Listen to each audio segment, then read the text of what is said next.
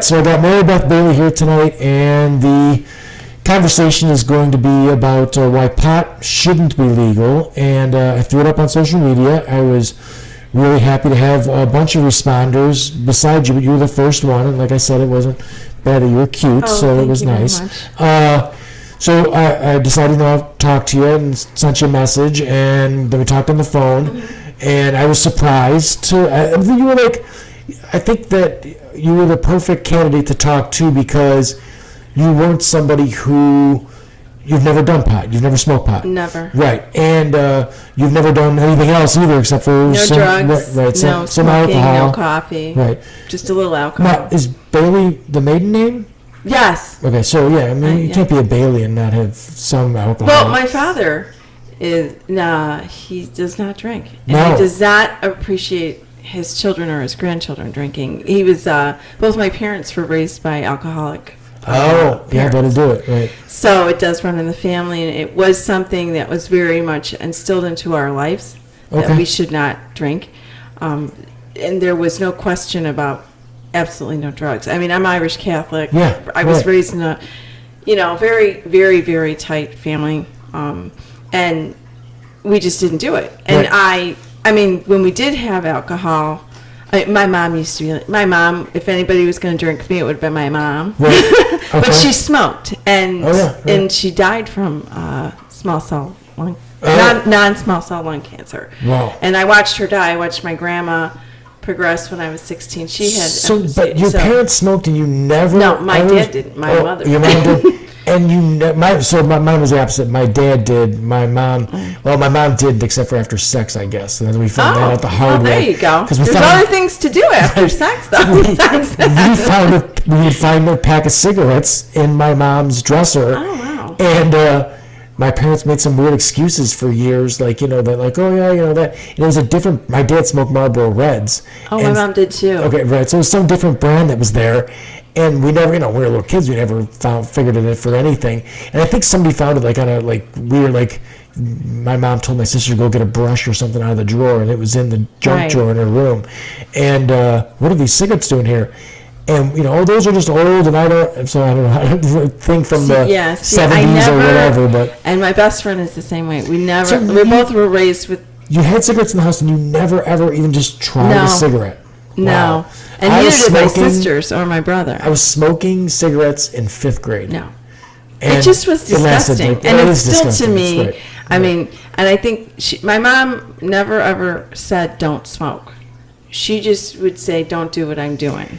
Now, how did you get through adolescence? Like, okay, I grew up in Frankfurt Square, and I mean, today it seems strange, and if my sons were to hear it, they would really think it's strange because kids are not the same way now. No. But when I was 10 years old in 5th grade, and I would steal cigarettes from the cabinet that my dad would have his cigarettes in.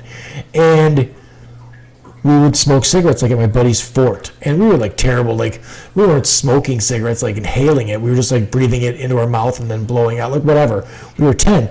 But we were smokers. We were trying to get into little bars and get to the cigarette machine and put money in and get cigarettes out of them. And then that was 10. Probably 7th or 8th grade, we were stealing bottles of wine and whiskey. How did you get through any? If you were one of my friends, you couldn't have made it through that. Okay, my grandma was an alcoholic. I did not know that growing up, and I was very close to her. But I didn't realize that she was. My uncle was, and I knew that because he was staggering and he would, slur. Sure. My grandma was more of a functioning one.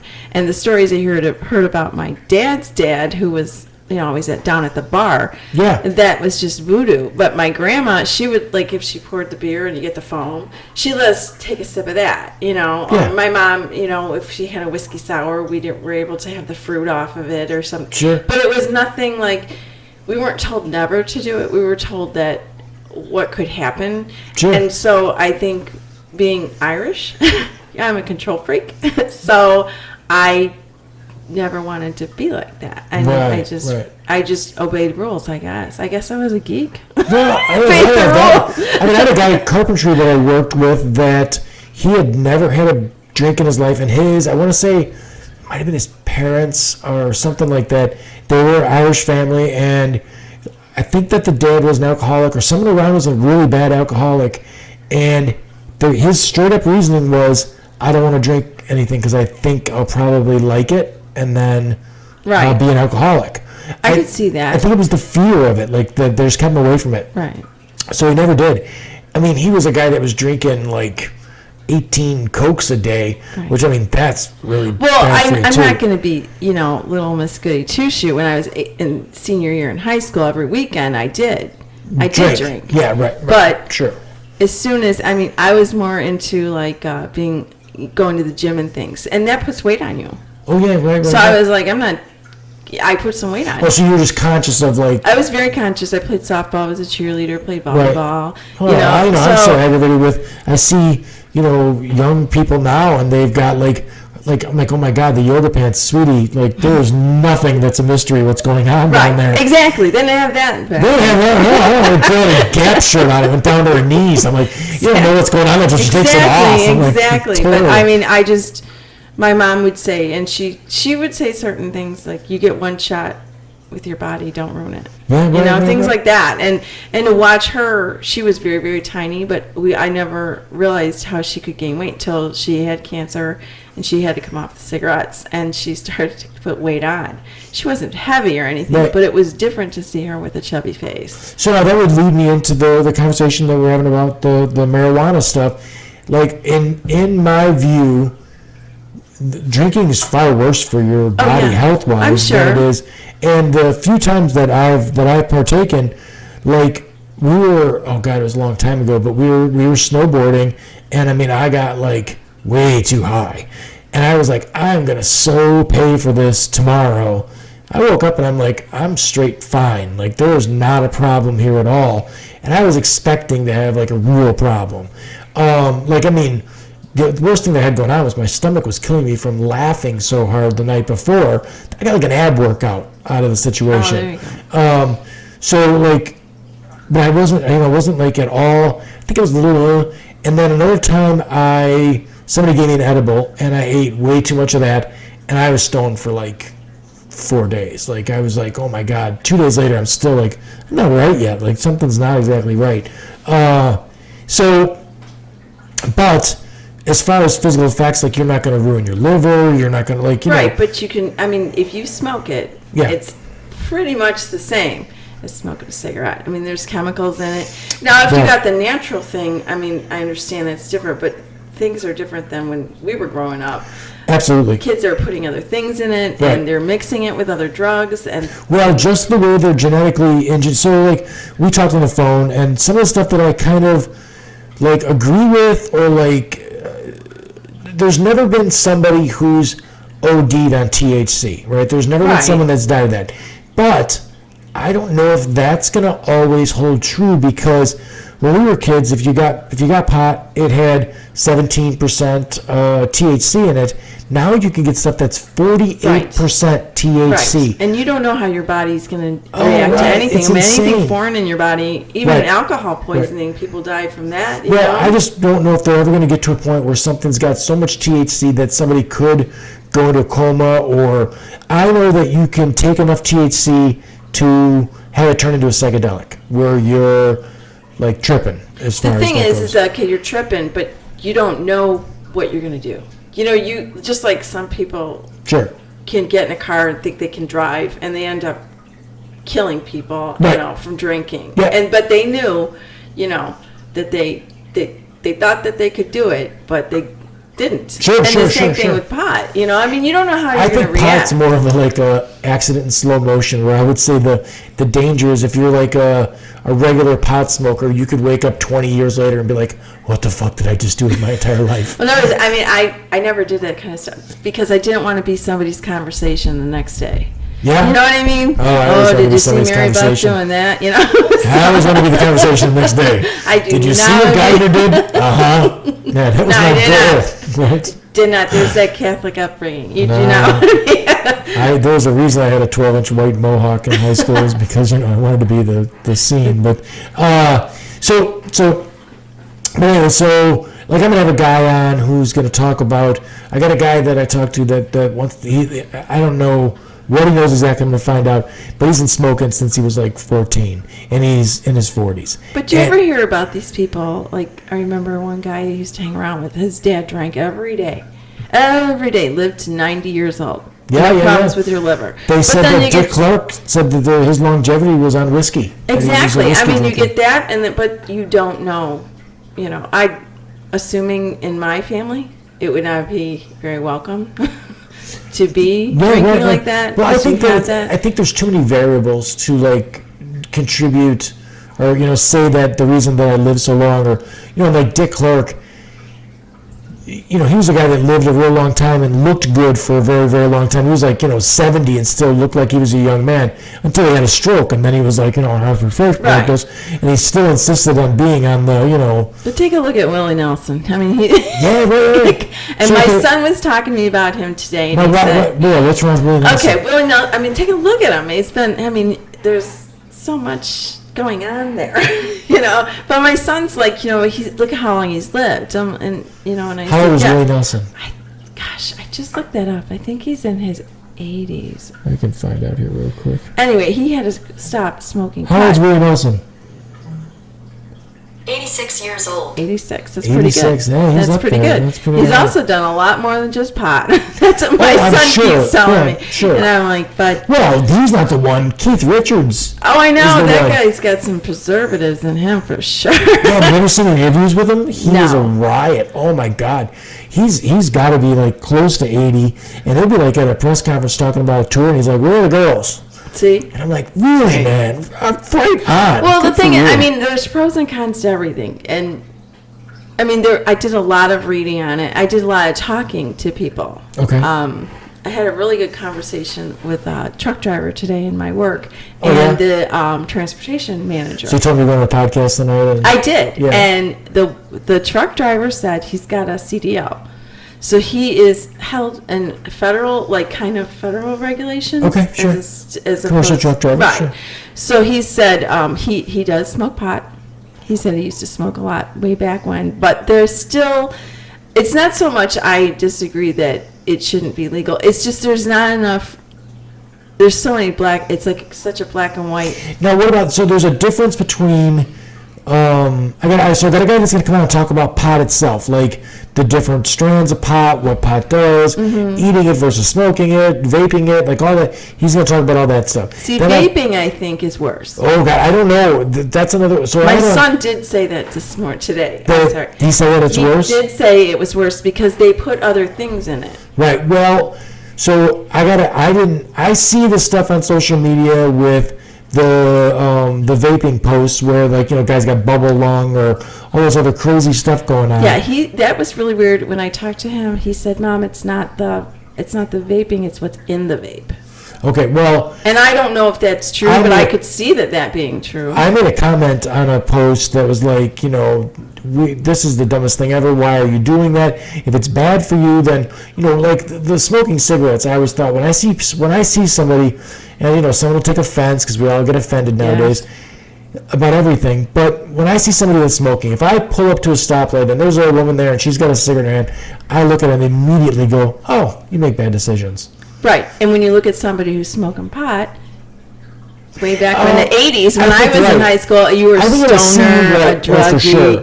So I see at a party doing it. I never thought anything too negative. There was a guy named Scott that we hung out with who never drank. But he smoked. So he would get high, and then everyone else was getting drunk, sort of a thing. And that was just what Scott did. And I was cool with it. Like, I didn't care. Like, I didn't think anything of it as far as that went. At a party.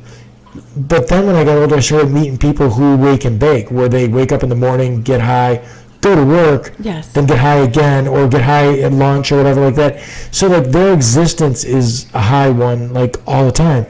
And I'm like, I don't know if if someone told me that I could have more clarity, I'd want more clarity than less clarity. Does that make sense? So I started doing intermediate fasting. So like I eat for an 8-hour window right now, and then I don't eat. So like if I eat at noon, I can eat until 8 o'clock at night, and then I won't eat again until noon the next day. Or if it's early, if it's 9 to 5 or whatever. But if I stop eating at 5, then I won't eat again until 9 a.m. the next morning. And I really kind of eat whatever I want, so it's not like a ketosis or keto diet or anything like that. Mm-hmm. I'm just intermittent fasting. And I feel like when I don't eat until about noon, and I'm up at 6:30. It's strange at first because usually I'd get up at 6:30, make myself something to eat, and then go to work and stuff. So now I just go to work. And I find that at like 10:30, 11 o'clock, I'm super clear. Like I think clearly. I feel better. I get a better workout in the gym than I did when I was eating. So like it's a weird thing, and I kind of like it. To go through life, always, whenever I'm awake smoking pot, would be like, I don't know, it seems like I miss things. Right. Well, it does have the side effects, you know. I mean, you're slower and, you know. Well, I mean there's high-functioning right. potheads. So. Exactly. But, after a while, it's, I don't know. Personally, I would rather, like, I work a part-time job, and then I have a gentleman that comes in, I sell wine. So, there you go. And he came in, and he's always high. And you could smell it on him, and he talks like this, like that, talking to me. Well, the one time he came in scrubs. Oh, nice. And he was high. And he said, I just got off work. And I said, good God, where do you work? Did you get high after you got off work? Or? But the thing is he told me where he worked. He's an ER nurse. Right. Well, you would think we have another one that comes in too. There's an ER nurse too, somewhere else, but I've never seen him in scrubs, so I don't know. But this was kind of disturbing to me that, I mean, every time I've seen this guy, he is baked.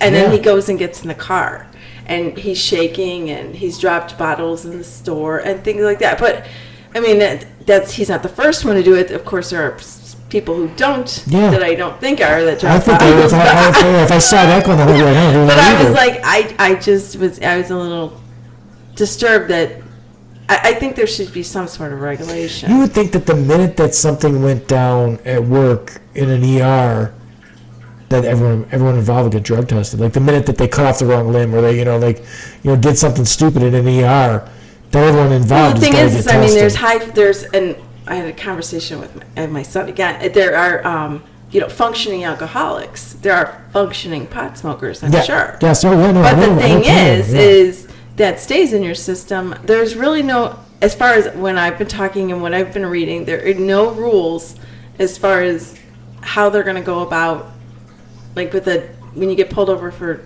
drunk driving. Sure. You blow and it's with 0.08 or something. Right. And okay, boom, you're in. You're in jail.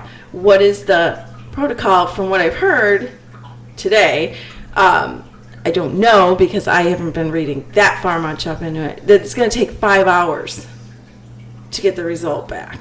Okay. So you're talking about 5 hours.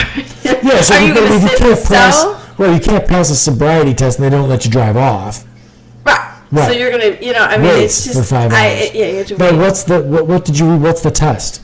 It's I've heard two different ones. I've heard, somebody said spit test, and then the other one's a swab test. Yes. So, I mean, everybody thinks that this is going to, the taxes and everything, but, when where they're getting it, it might not be at a, regulated place. Sure. Well, okay, so one of the times that I tried pot, when I was a kid, I was working at a pizza place, and there were all these older guys at the pizza place, and I wasn't a pot smoker, but went out with them, and they were like 3 or 4 years older, and they were smoking. So I'm like, all right, I'm not going to be the dork that's not going to smoke with these guys.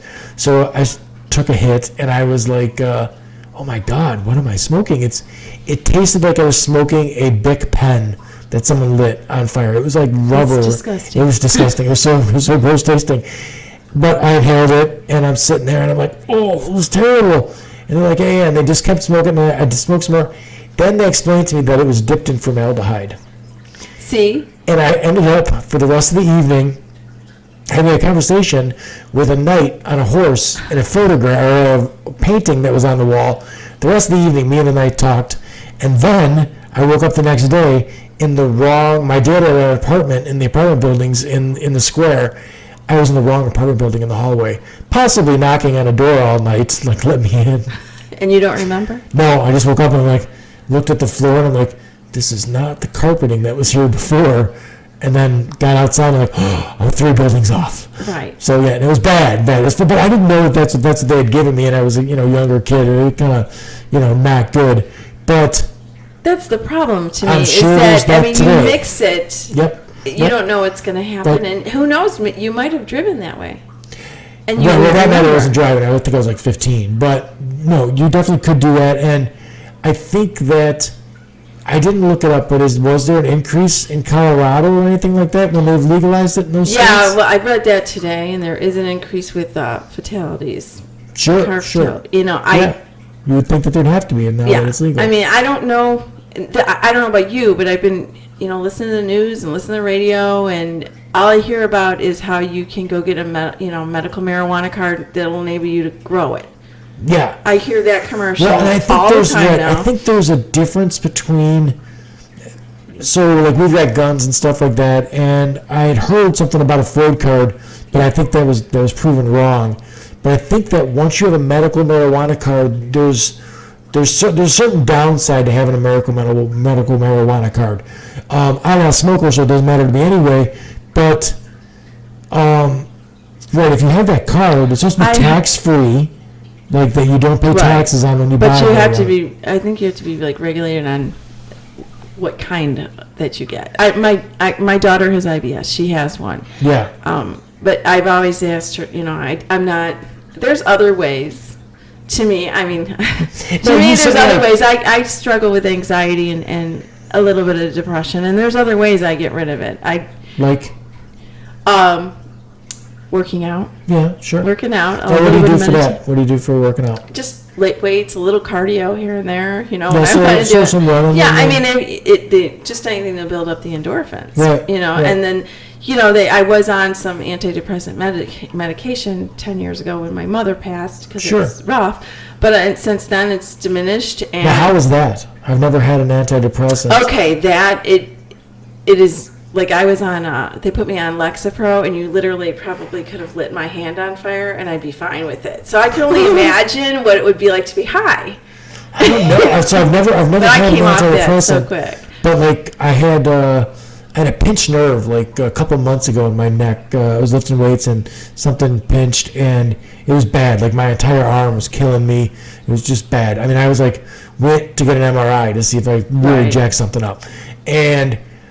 Like it was that painful. Like I wasn't sleeping, and I got some like CBD. It was like an icy hot that had CBD in it, and I noticed a mood change. Like I put it on, and like it was like icy hot, so it felt like it was like hot. It kind of relaxed the muscles and stuff like that, which felt good.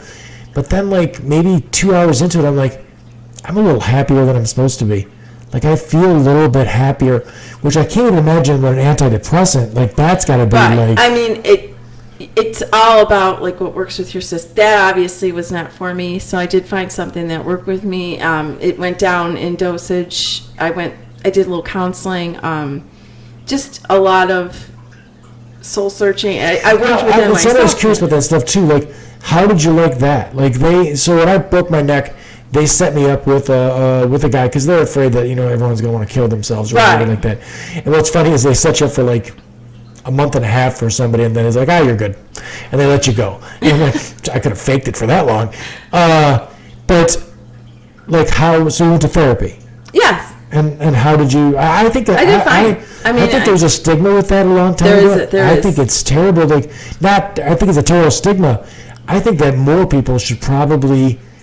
I meet some weird people, and I think some of them should go and have a talk with somebody because, like, you need to like start talking about how you're feeling about things and everything else. And then we live in this world now where I have friends, people that I like, that the one guy posts like on the average 60 times a day on social media, and I'm like, dude, whoa. That's narcissism. Well, just here's the thing: nobody cares what you're eating. The overactive share button is his problem. Mine is very simple. I don't really post that much because with the counseling and stuff, I'm very personal. with my stuff. That's why doing this is kind of like, oh, but I mean, she's more of a friend now, and I do go see her once in a great Still while. now, yeah. Yeah, I mean, and do you feel better after you have a talk with her? Yes, because she will get real.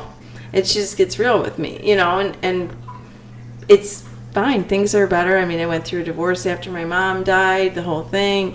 I mean, the world seemed to be against me, and she basically said, you need to snap out of that. Yeah. Well, see, now, I that's the podcast thing. There hasn't been a podcast that I've done where I didn't leave the podcast and go, I feel better about just life in general when I have a nice conversation with somebody. I have a lot of conversations. I don't know if since we've talked, but I'll post stuff on social media to stir shit up, and then it goes off the fucking rails where there's 280 comments on something and some issue. So I have those conversations, and I never leave those angry, but I never leave them happy about having the conversation. I used to put together a White Sox outing, so we all go to a Sox game, and it was so nice to look someone in the face, have a conversation. I mean, in the wintertime, construction, and I don't mind it. People say that it doesn't or whatever like that, but construction and real estate slow down. People don't want to even list their house come the holidays because they don't want someone walking around their house in the holidays. Right. They got things to do. So, and that's fine. I am conditioned for it. I started working construction when I was 17 years old. Construction is really busy in the summer, and then not so much in December, January, and February. So the first couple of years I had my company, we would try and work. I'm like, oh, hell with that. I'm going to work straight through. I'm going to keep cashing these damn checks and keep going. I didn't make as much money because guys spend too much time warming their hands. They wear all this fucking clothes and everything else. So after a couple of years, I'm like, what the hell with that? I'm going to go skiing. I'm going to go do whatever I want. And then you just kind of budget yourself so that you don't run out of dough come wintertime. You're just rationing peanut butter. But, so I don't mind it. But with me being slower in the wintertime now, I'll go day drink. I got a buddy that's a painter. I got another buddy that's a union labor. And we'll go grab a couple beers and sandwiches and make it a 3-hour ordeal. And it's nice. It's nice to have a conversation with people, especially when, politically we don't align, we're at odds end. If you watched us on Facebook interact, you'd think we hate each other. But then if you saw us at, Buffalo Wild Wings for the afternoon with the Midtown pub or something, it's these two people must agree about, we don't agree about hardly anything, but we're having a good time. So the therapy thing, just the human connection has to be. Yes. Because one of the first questions is that, are you on any drugs? And when I told her I never did anything, she said, you're a rarity. I said, well, I don't want anything to over control my body. Right. See, now for me, personality-wise, that's too far. Because I really, and I won't do acid just because of the commitment. We were started talking before, and I was talking about, I've tried a bunch of stuff. I tried cocaine. I tried pot a bunch of times. I tried mushrooms. I tried, trying to think of what else. Wow, that's a lot. No, I've never done speed, and I've never done. Well, I was offered speed when I went. I won't say where, but it was Catholic high school, and I didn't know what. I asked for a Tylenol, and being this naive little girl, this girl hands me a pill, and she said, "This will take care of your headache," and it wasn't coated, so I didn't want to swallow it because Tylenol's coated and I have to swallow. Sure. So I said, well, what is that called? And she said, it's called speed. No. So I went home. My brother is about 6.5 years older than me, and I told him, I said, there's a new Tylenol. Called speed. I said, it's speed. And he goes, Jesus, you didn't take it, did you? I said, no, it's not coated. And he's like, don't take that, it's not Tylenol. That's how naive I was. I went to a party one time, and there was, and it was funny because, you would think if you watch TV and movies, kids in the city would be more, with the drugs and stuff like that. It's the opposite. The kids in the country got nothing to do. It's just drugs and all that stuff all the time. I never met more guys that were on drugs than when I started hanging out with some people from Piatone. I was like, you guys are from like the sticks. And like there was a bowl on the table full of pills that I don't think anyone knew what the hell was going on there, and they were just taking them. Well, I saw more drugs in the Catholic high school that I went to than I did the 3 years at Andrew High School. Yeah, well, But that's... those were like heavy duty drugs, not just pot. Where At Andrew the Catholic? Or no, at the at Andrew. the Catholic, Yeah. at Andrew's, just once you'd know, oh, there's the pothead, you know. And being the transfer student, I didn't really want to deal with any of that. So now, what did you do? Were you athletic? Did you do something in school that was... I was a cheerleader, but not there. I was Okay. a cheerleader at the other. At the Catholic school, Yeah. right. And no, I kind of stopped everything when Right. I went, because I wanted to focus on like getting adjusted kind of thing. Sure. I did a lot in grade school kind Right. of thing, and that's where I think, I mean, the working out came in at a younger years to be, you know, active. Right. Now, we were athletes, but we were drinkers. Oh, my gosh. I mean, the drinking that... I had an ID that was dead on when I was 16, like so dead on that I could give to a cop. I mean, I was in a bar. There was a bar that used to be, like on Thursday nights, it would sold liquor, but then the rest of the nights of the week, it was like a teenage place. There was no booze in there. It was like a dance club thing. So you could go there like on a, you know, Friday night and just dance, and they sold, you know, soft drinks and shit like that.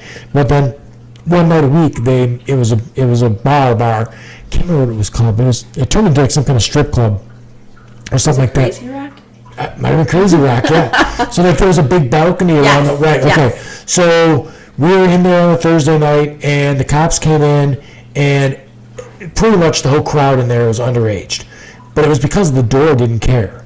But I had like a killer ID. A girl that I knew, her brother, we looked alike, but the picture was like I showed everyone. They're like, "Oh my God, how did you get your picture on that?" I'm like, "That's not me."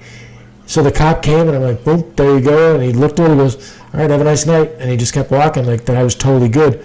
So like I was buying booze all the time. Like, I mean, seriously, get in my truck, go to the frickin' liquor store, and just 16 cases of beer and bottles of booze and everything else, and then come back and collect all the money. And You were everybody's friend. I was everybody's friend. And then one of my good buddies, Eric, he had like a big, huge beard and everything else, and like he looked like he was 30. He would just go into the black neighborhoods, and it's like they never saw a white kid in the world, so they're like, "Guy got a beard, Yeah. selling booze." So I mean, we were heavy drinkers. I mean, there was more than a couple times that like woke up on a pool table, woke up like, you know. Well, like in high school, because I graduated in the late 80s. Right. Me too.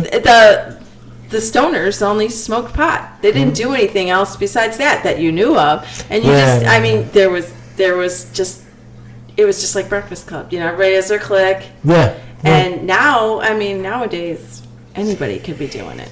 That, but Which is like, fine. so, I find that very, very... my boys, we talk more than probably they even should. Like, there's been sometimes where I'm like, "Hey, you don't tell me everything," because you know you're a teenager. Be a teenager. Like, you know, there's Right. things that I don't need to know about. Like I told them the other weekend, I'm like, "Hey, you know, you guys need to be. We got to be somewhere tomorrow. So make sure you're home like 1, 2 in the morning. Make sure you're Right. home." And I go, you know, if you're getting girls, then, you know, just send me a text. You can stay out. But, you know, so like, but they, you know, their friends, it's real weird, the vaping thing, but vaping tobacco is the real big deal. Like, they're all, not my boys, but like all their friends are vaping tobacco and that kind of thing. So See, it's that's crazy. what, I mean, like, I think I was in some restaurant or bar and somebody was vaping in there, and I just think that, I mean, you don't know what's in there. Same with, like, if somebody was smoking pot next to me, I have more of an issue than if they're having an edible, because I'm getting it. Yeah, I'm getting sure. what you've decided to do is now just like smoking Now, cigarettes. I don't want to be. How do you feel about? So there's a difference between legalizing something and then decriminalizing something. Because like in European countries, like they decriminalize heroin. Like there's one I never tried. No, never would I try that. And I would never try that because I've seen people in a movie do it, and I'm like, the fuck would I want to do that for? The guy Right. takes it, looks like he has an orgasm, and then he fucking Right. is out. Or he's thrown up. I'm like, why is that fun? That doesn't look like fun at all. I mean, the first thing that he looks like he's having a really good time for about 30 seconds, and then it's over with. Like, no, I'm not doing that. See, I And don't then think pot looks like fun. the other, well, I don't know about that. I mean, it's only because I'm probably going to get yelled at for that. But Have you ever been at a party where people were really high and they were laughing their asses off? That looks like a whole lot of fun. you know what? I could find something to laugh at sober. The biggest thing. I'm trying to get you some pop. No, I would never. Anyway, Right. I would never. Excuse me when I adjust this. But I like my girlfriends. They find it weird. I've never been drunk in front of them. Well, yes, I'm not a big drinker. And I'm not because right. like again, I do not want to be somebody's story the next day. I don't know. I guess personally, I'm more of a control freak. I don't want anything in my body that would. It's mainly the smoking of it. Like, I'm not stupid. My kids are probably going to try it. And just like your daughter's got a card, so she does. She has a card, but I questioned her on how she got the card because she hasn't been to the doctor. So how'd she get the card? So how'd she get the card? Yeah. I mean, she's... And how old is she? She's 20? She's 25. 25, okay. Well, at least she hasn't been to her gastroenterologist to get the card for what it's supposedly for. Yeah, but you could go in there and say, I got, eye strain or something like that, and they'll give you a card. See, and I think that's where, I mean, somebody told me you could pay like $250, get the card. Well, I don't know if you need to do that, because I'm pretty sure you can just go in and be like, I have stomach pains, I think there's a whole list of... I have bulging discs, and I'm going to chiropractor. I have a broken neck, I could go in there and get a card anytime I want to. But I don't have any desire to do that, because that's just not my work stuff would make it impossible. So, with real estate, anybody can call me anytime. So, I can get a phone call at 10 o'clock at night, and if I have a lot of work going on, I'm going to answer that phone call. But I can't be stoned. You know what I mean? So, right. I don't have a window where I can be like, all right, I'm on my own for 8 hours and I can just do whatever the fuck I want and I'm going to get all fucked up. If my sons see me with a beer, I have still to this day never got the wide-eyed, you drinking a beer? And I'm like, yeah.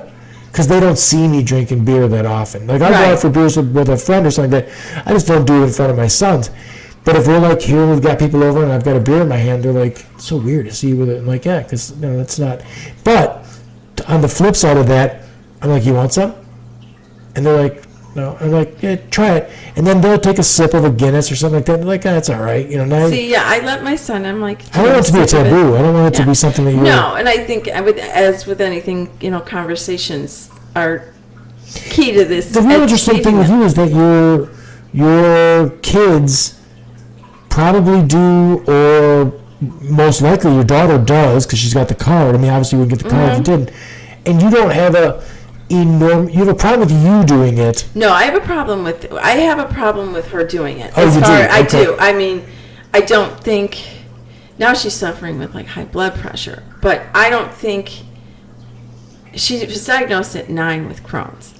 So we regulated it through diet. Right, that's a tough one. And things like that. Yeah, because I mean, there's people who have colostomy bags and stuff exactly. like that. And she was one of those ones that came off the medication, and it ended up being, they called it she believes she was misdiagnosed. I know the truth. I saw it. We had second somebody, second evaluation. Yeah. Sure. So, but now she's got IBS. So I think part of the problem is she's an anxious person. And instead of working out or changing her diet or that's harder. Stop drinking, because you really shouldn't be drinking when you have something like that, at least not excessively. Right.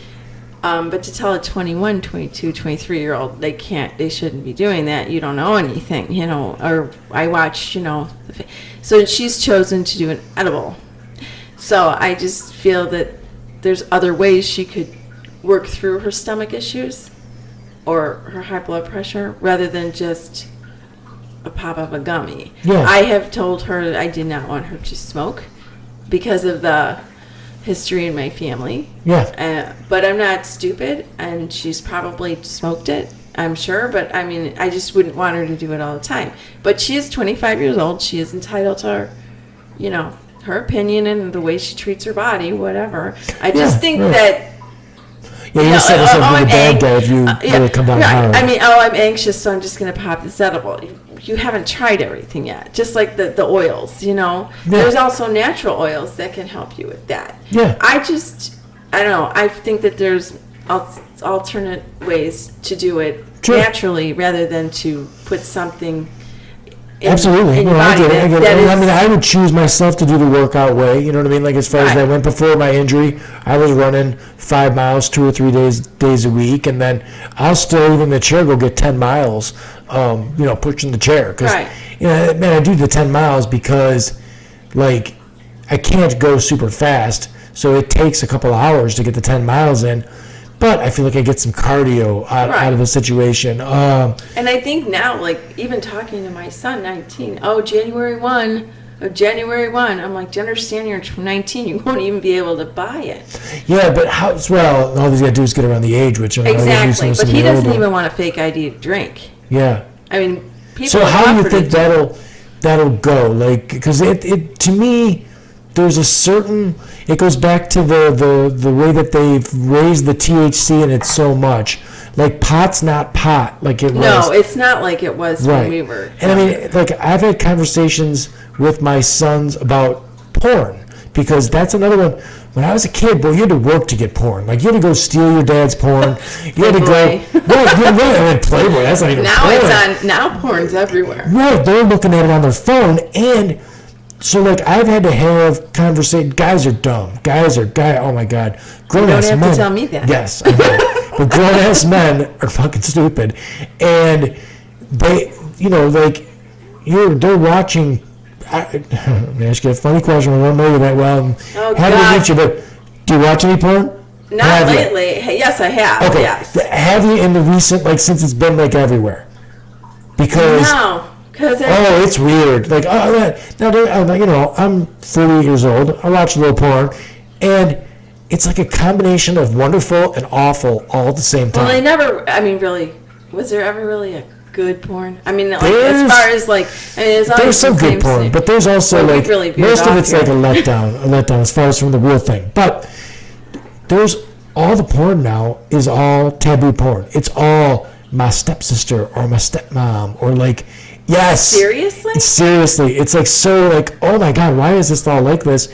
And then that's if you're just a straight dude. If you just want to have like, where like people are like, weird with the feet and like all the other weird what's stuff. with the foot fetish? I don't listen. I don't understand. My fetish is a girl thinks my dick is crack. That's it.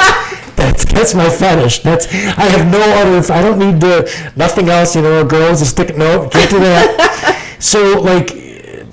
Like I don't want to say normal because there's no normal, but like I don't understand why someone would take something that's like really the best thing. That's another reason with the drugs. I would never do heroin. I heard once you do heroin, it becomes to you like your receptors and stuff. I had a guy on that his son, he left me this Narcan, but his son OD'd, and he runs a support group, and it changes the way your brain processes dopamine, and heroin becomes better than sex. Someone said it's an orgasm times 10. And then once you start doing heroin, you're not interested in, and I'm like, oh, fuck that. It's a quick addictive drug. Well, I think that's the case, but it's also supposed to change your pleasure bring-in, right? So, like, all of a sudden that becomes the holy grail of the stuff where... Like, I don't even think people understand an orgasm correctly either. Like, there's like guys that go to strip clubs. I'm 48 years old. And I don't understand it at all. I look at it. I'm like, just looking for your money. Well, they are just looking for your money. But even like I was in New Orleans and New York and Vegas with a couple of friends that paid for sex, and I was just like, I seriously like wanted to have a conversation with them. I'm like, so how was that? I'm like, no, explain that to me. How was that? Because, like, I was a good-looking kid growing up. I could do all right with the ladies. There was sex. Sex for a guy is like, my analogy is it's pizza. If there's bad pizza and there's good pizza, but even the bad pizza is fine to eat, from now on out. But great pizza is a whole other thing, right? Like that, you'll drive further to get that. Great sex is great. It's like, but it's usually somebody that you have like this really good connection with. It's somebody that you're like. It's not just like I could never wrap my brain around. I'm gonna give you $50 and then we're gonna have sex and then I'm gonna feel real good about it later. Like I don't. Right. How do you start? I get it. It really would. Hey. Geez, man, I think you just take your clothes off and start. But you know what I mean? Like, usually it starts with something small and builds up. But I mean, right. you know, No, I mean, I'm even someone who likes to prolong it a little bit. Like, let's go out and we'll I fool mean, you around are with on a it. time constraint when you're paying. Yes, for it. when I'm paying There for it, I is got an a hour. timer Let's on get there. this done. If I go fast enough, we'll go again. But like, I just don't understand what that is exactly satisfying. And you know, we got off on a little. But that's kind of how I feel wormhole about there. pot. I don't know. But you know what? I'm not. The one thing, I don't want to be like this high and mighty person, and I think I'm better than anybody else. It's just not for me. And I don't think there's enough rules with it coming on so quickly in the next few weeks being illegal. Yeah. And Well, I don't think you got to change your mind now either, because it's No. being so potent now that right. you'll just I be mean, like, I just don't want my kids to end up, you know, I just don't want them to end up trying something that could really, really hurt them or have them hurt someone else. right. Like, I look at pot, the danger for me is that somebody does it when they're too young. Because there was a study out that said when like a teenager, someone that's 13, 14 Right. years old, Their brain's it changes their not brain. Yeah, because their brain's Right. not developed. It changes the shape and Right, everything right. about it, the So, volume. right, that could change your And whole life. that's not, you know, a myth. That is true. I mean, think Right, about right, it. right. I Well, mean, you have dopamine receptors in your brain, and things get changed. You know, neuron paths change when you do that. But they say that, like, after 25, those effects, like, you're fully right. developed. And it's But if different. you've been smoking it since you're 14. 14 or 15 or 16, Sure. your brain is totally different Right, now. right. And so you know, Right. I just think, I mean, in reading it, it makes you a little lazy. It makes you, like, your attention isn't, and of course your reflexes aren't 100%. Oh, I think your short-term memories. Yes, your shit, short-term and- memory is stuff. Oh, yeah, So, yeah. I mean, but I know that there's pros to it with, like, cancer patients and things. And I think I if think it's there's pros to it even for the side effects that we're talking about. I think some people have stressful jobs or like right, but I think that, NFL like I football said, there player. needs to be, like, if you're going to go and get it, if it's, you know, required by a doctor to get a medical, you know, that you can go get it, or a script or whatever, you've had to, like, for me, like with the anxiety, I had to exhaust all measures before I went on any kind of medication. right. Because I wasn't going to be one, you know, there's a lot of, you know, labels on people who take those things. You know, Sure. they're crazy or they're this. See or out they're there, I that. think there's an advantage to someone that's like, if you had a choice between a mild opioid and then pot, I would think pot's the better choice because Probably, you're but not going to if get physically but addicted. if you have something that, I mean, it's those people who just want to smoke it, That's where I Yeah, have a little bit of an I think issue. that's a want, though. I don't think that's like.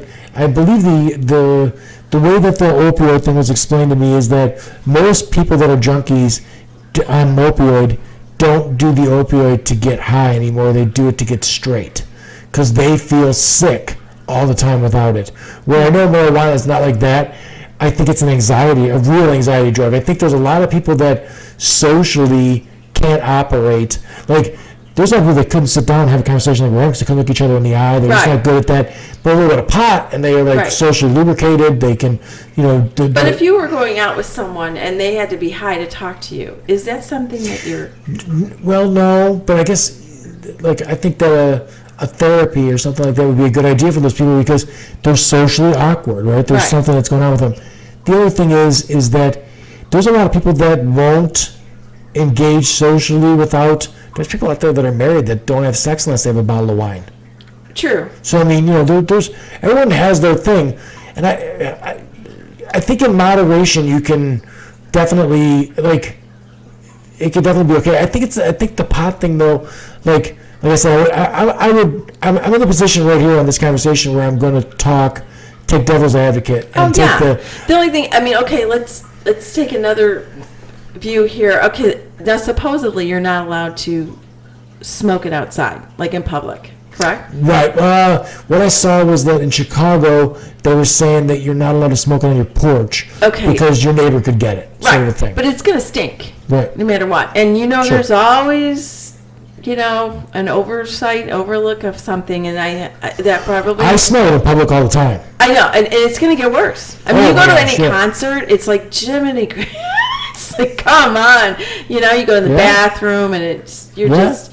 I don't like that. I chose Right. not to do it, and it's just like cigarette smoking to me. I mean, they have to go 15 feet away from the door, Mm-hmm. but if the breeze is blowing good enough, it's going to come through the door. Absolutely. Now, for me, that's you don't smoke. Have you ever dated a smoker? Yes, I couldn't do it. Okay, no, There's I no didn't way. date a smoker. I did, because then it turned into my husband. But I told him I was done. I'm sorry, that quit. is a huge. It's so gross. It is Oh my disgusting. God. Oh my God. And I don't know, like my poor father. They loved each other. My parents were married 50 years, but the poor man now has the touch of emphysema, and he gets bronchitis quite often. And he's 80 years old, and it's not good. Right. But he put up with it. I would not have. But Well, I couldn't imagine. I don't know. My mom was, like I said, married to my dad for all those years, and he was a Marlboro Red, and he was pretty conscious of, like, this guy always had a roll of Lifesavers on him constantly. yeah, my mom too. Oh But yeah, the mints. between the mints and the cigarettes, he had no teeth by the time he was my age.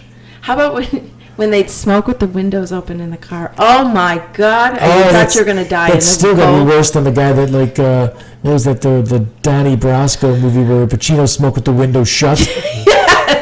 Oh So God! there's like a big cloud in the car. Everybody's smoking my cigarette. And now I'm probably pissed off every smoker, but I just, like, nowadays, the young ones, I see The smokers, it's tough love for me. But the thing Stop is, smoking. I will talk to these, especially these young girls. These girls who stand out there and will smoke, and I'm like, do you not value your life? Yeah, but now nobody smokes anymore. Oh, Like, I've seen them. no, but I mean, they're all vaping. I Well, don't ever see anybody like no, light a but cigarette like anymore. within the past year. Now it's all, Oh, and that's then old. the vaping's the same thing. I'm sorry, it's the same darn thing. Yeah, it's not for me. It's not as intrusive just because it's not. The tobacco's not as stinky as it No, but is. sometimes they're not just smoking. I mean, they got that lavender or that Oh, yeah, other yeah. kind of stuff, and you're like, my God. How about when, I don't know if you're a gambler, but when it was, or in the bars, poker. when you come home and, like, you lay down and you could just, it's just Smell it, coming yeah, off yeah. your skin. Yeah, we're the right age to. So the first time I was in the Rockies, we were in Lake Tahoe and we were snowboarding, and we went to the bars that night, and I found out that you couldn't. California, you couldn't smoke in the bars, and that was like, this is like 1991, 92, something like that. And I was freaked out because I'm like, oh my God, you cannot smoke inside the bar. Where here, like, we grew up, if you went to a bar when you were like, 20, 22 years old, it was just a cloud filled. Yeah, it's like a I mean, wall. I remember my grandparents at, like, Denny's smoking Yes. and eating All and this, stuff. yeah, hot, and they're just blowing it, and you're like, eating and how smoking. about my best friend and I? Oh gosh, we'd have conversations about this all the time. Remember the non-smoking and the Yeah. smoking sections, Yeah. and it was a half of a wall. Yeah, I remember. There was even a screen there. What's I know, going it's on? like, so yes, but I mean, to me, I think it should be, if it's needed medically, Yeah. it needs to be one of the not last resort. Well, but there's if a you big need to- debate whether it's really medicine or not. Okay, because I mean, like, there was a book that I read that a guy that there was also a podcast that I listened to where a doctor was advocating for pot as a drug, as a remedy for, like, stomach issues, for stuff like. I'm gonna cut everybody who's got cancer any slack at all. If you go through chemo and you're so, like, your stomach's so upset that you Right. can't eat and you're losing weight, but smoking some pot soothes your stomach and then also gives you the munchies and you can keep your weight up. Fucking smoke pot. Right. Go. Like, I have no problem at all. But so there's this podcast. It was come from two books. The doctor wrote a book saying that he prescribes. He was a Canadian doctor. It's legal there, and he prescribed it all the time to all kinds of patients. And then there was a guy that was just like, took the contrary position. He did a whole mess of research, and his position was, it's not a drug. It's a recreational thing that you enjoy doing.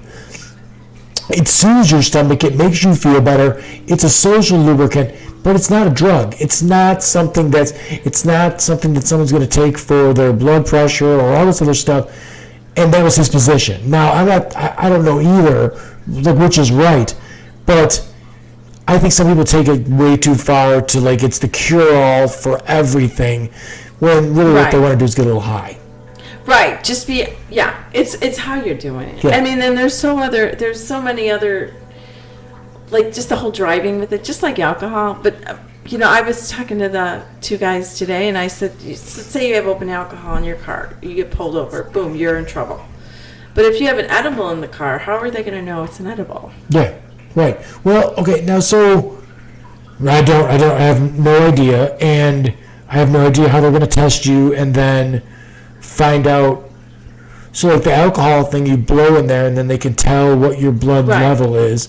I don't know if there's a pot test that's not a straight up just blood test that tells you exactly how much you've got active going on in your system. Because I have definitely been too high to be driving, but then I've heard people say that you can drive totally high, like you're a perfect.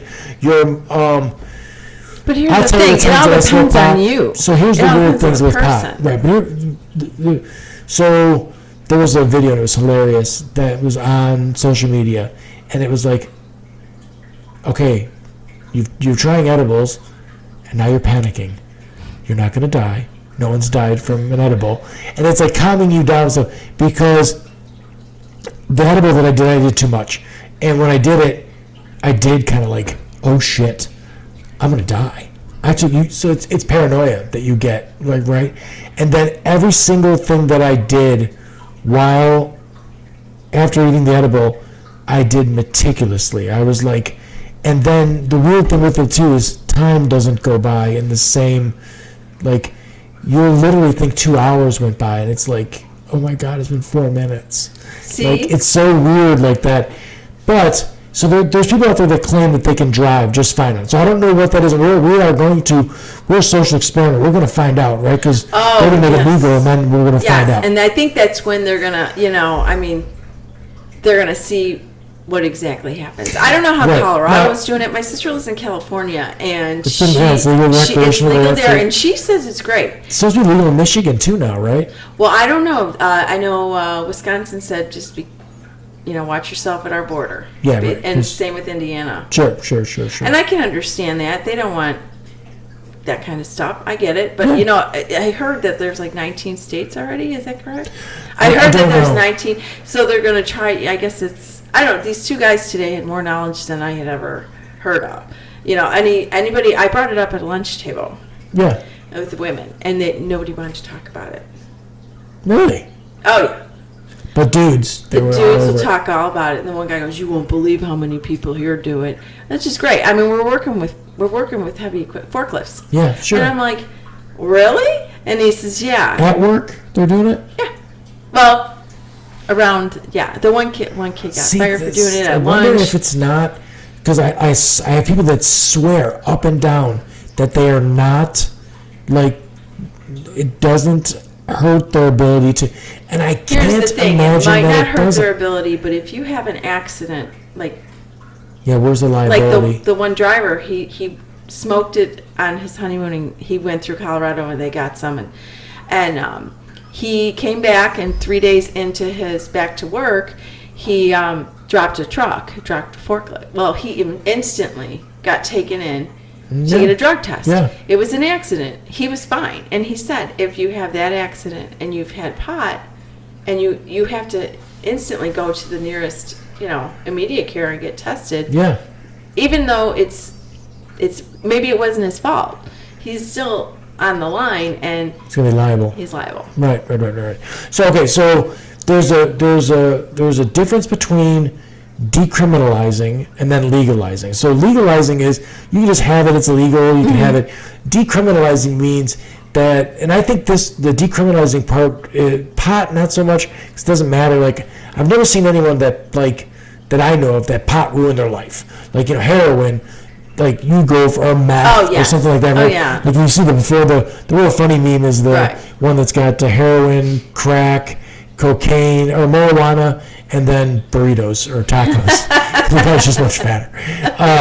But the before and after pictures and those are like, you see a woman who looks they're always semi-attractive. It's like anyone who would do meth in the first place has got something wrong. I couldn't imagine. But you know what I mean? I would like to stand for 18 hours and vacuum my roof. I know. I just. No, I don't get it. But but the decriminalizing to me makes sense, because if you decriminalize, then you're saying that someone who's got anyone who's like, okay, I'm going to shoot heroin into my veins, there's something wrong before you shot the heroin in your veins. Right. Because you're missing something. Something's completely unfulfilling in your life that you're like, I'm going to do this thing to myself. It's a cover-up. It's got to like a be. total cover-up. Because like alcoholics. You know you're going to be addicted as soon as this happens, and it's going to be really bad. So I don't want to shun anybody or shame anybody, because if you were molested as a kid, or if you were orphaned, or if there's all kinds of terrible things that could. People are awful to people. And I think that a lot of people don't go get help because they're considered nuts or crazy or whatever you want to call it. So then they self-help themselves. So right. So they do something like that, and then they're in a bad position. They're a junkie. They're constantly getting heroin. And heroin I've seen people like close up that were on air. We were in New Orleans, and this girl who was attractive comes up to me and she goes, $13. And I said, $13? For what? She goes, a blowjob, $13. And I go, no. And she looked at me, she goes, yeah, $13, and I'll do it on the alley. And I go, no. No. If you would have said $33, I would have been like, you're attractive, maybe. But $13, I'm like, what the fuck? Like, there's something not right. That all sounds too good to be true. Like, I'll buy you 2 drinks, that's $13. So I walk away from that. Then a couple hours later, another girl who's sort of attractive says something like $17 or $14, some weird number, right? And I'm like, I look at her like, what the fuck's going on? I get in a cab and I'm like, hey, I gotta ask you, what's going on with the women that are asking me if I want a blowjob for some weird amount of money? Like the lady wants $12.42 or some shit like this. And he goes, they're heroin addicts. They need exactly that much more money to get their fix. So they have a $40 fix that they got to get, and they have $27 of that 40. They need $13. Isn't that a sad? It's super sad, but it's also crazy that you would do that for that amount of money, and then all they want in life is to get that fix so they can, because they feel sick. They're not. Right. They're not going to get high. They're going to get normal is what they're going to get. So they're going to go to any means that they can to get normal. So I don't see the reasoning in finding that person who's trying to get $40 a day to get her fix, and then putting handcuffs on her and a fine, and then criminalizing it. So if you decriminalize it, you take it to a situation where all right, listen, we're not going to prosecute you, but what we want to do is we want to put you in a program to help you get out of this. We want to treat the addiction and try and help you in this situation. There's countries in Europe that do safe shoot-ups. So, you can go under a doctor's supervision, get heroin that doesn't have fentanyl, it's clean, and they will give it to you and supervise you shooting up heroin so they can treat you. And they're having results that are good. They're saying that they're getting people, that are working themselves off of it. So we're coming into it, we're already addicted, and we're trying to solve the problem. So that's the decriminalization. Legalization would mean that, legalization is kind of you just do whatever the fuck you want, whenever the fuck you want. And there's a lot of libertarian, minded people that are legalize everything. Just do whatever the fuck you want to do. It's a free country and all that stuff. And I don't know if I agree with that. No. But the decriminalizing, look at all of the people that are in prison or prison systems for having a joint or two on them at a concert. Well, I heard that that's going to be they're expunged. going to be expunged. So it should be. I have a friend who has a DUI, and her question is when is hers going to be expunged? And I'm like, well, it's a whole different thing. But she said, she doesn't think that's fair. that there, after a certain amount of time, it should be kind of apples and oranges, though. right. It's not just the And I understand that, but you're driving these, a car. But right. these people who are in there right now, it was before it was legal. Well, but the legal is not the difference. The difference is you weren't caught with booze. You were caught driving drunk. Right. So you were driving, which we know is impaired, which we know that kills people. Right, but there are some people who are, in trouble for I don't know if that driving high. does that get expunged? I don't know. Right, They said it right. depends I on think the charges. Right. But I think the people that that get expunged are people that had loose joints. But or, that's still, it was before. Before it was legal, I get it, but liquor's always been legal, so you don't. The argument's just not there to make it like the same. Right. You were doing something dangerous. She feels that, and I know that there's others. I've talked to a couple other people I know that have had DUIs, and one wasn't very drunk. She said Sure. she didn't. She blew just a little. And the DUI thing's a real weird thing too. When we were young people, like I was, like 19. I was on a construction crew, and there was a guy that was like 26 or 28 there on the crew, and I had this truck that I wanted to sell. And he's like, "Hey, I want to buy your truck." He goes, "What do you want for it?" And I'm like, "I think I was looking for like $2,000. It was a piece of junk truck, $2,000 or something like that for the truck." And he's like, "Well, hey, I'll tell you what. I'll give you $2,500 for it, but you keep it in your name." Oh no. And I'm like, "Oh, there's no chance I'm doing that." And I said to him, "I go, why would you want me to do that?" He goes, "Well, I've got a bunch of DUIs, so I need to drive so I can go to work, but I, can't get plates, I can't get my license, I can't do any of this stuff." And I'm like, "How many DUIs do you have?" And he goes, 9. Why isn't he in jail? Well, this was 1992 or something like now that. he'd be in jail, isn't the I second think one that's in right, something? and I think he had said that the first DUIs that he had gotten, they cost him all of like $300-400 for a nowadays. DUI. Oh my God, it's like 10 or 12,000. yes. My question, I don't even know because I haven't heard much about it. But is it going to be if you're driving under the influence of alcohol? Is it going to be the same if you're driving high? You know Right. what I mean? Is it the same punishment? I don't know. I don't Now, think what that do you they've- think about? Okay, so like I said, I'm gonna play devil's advocate here.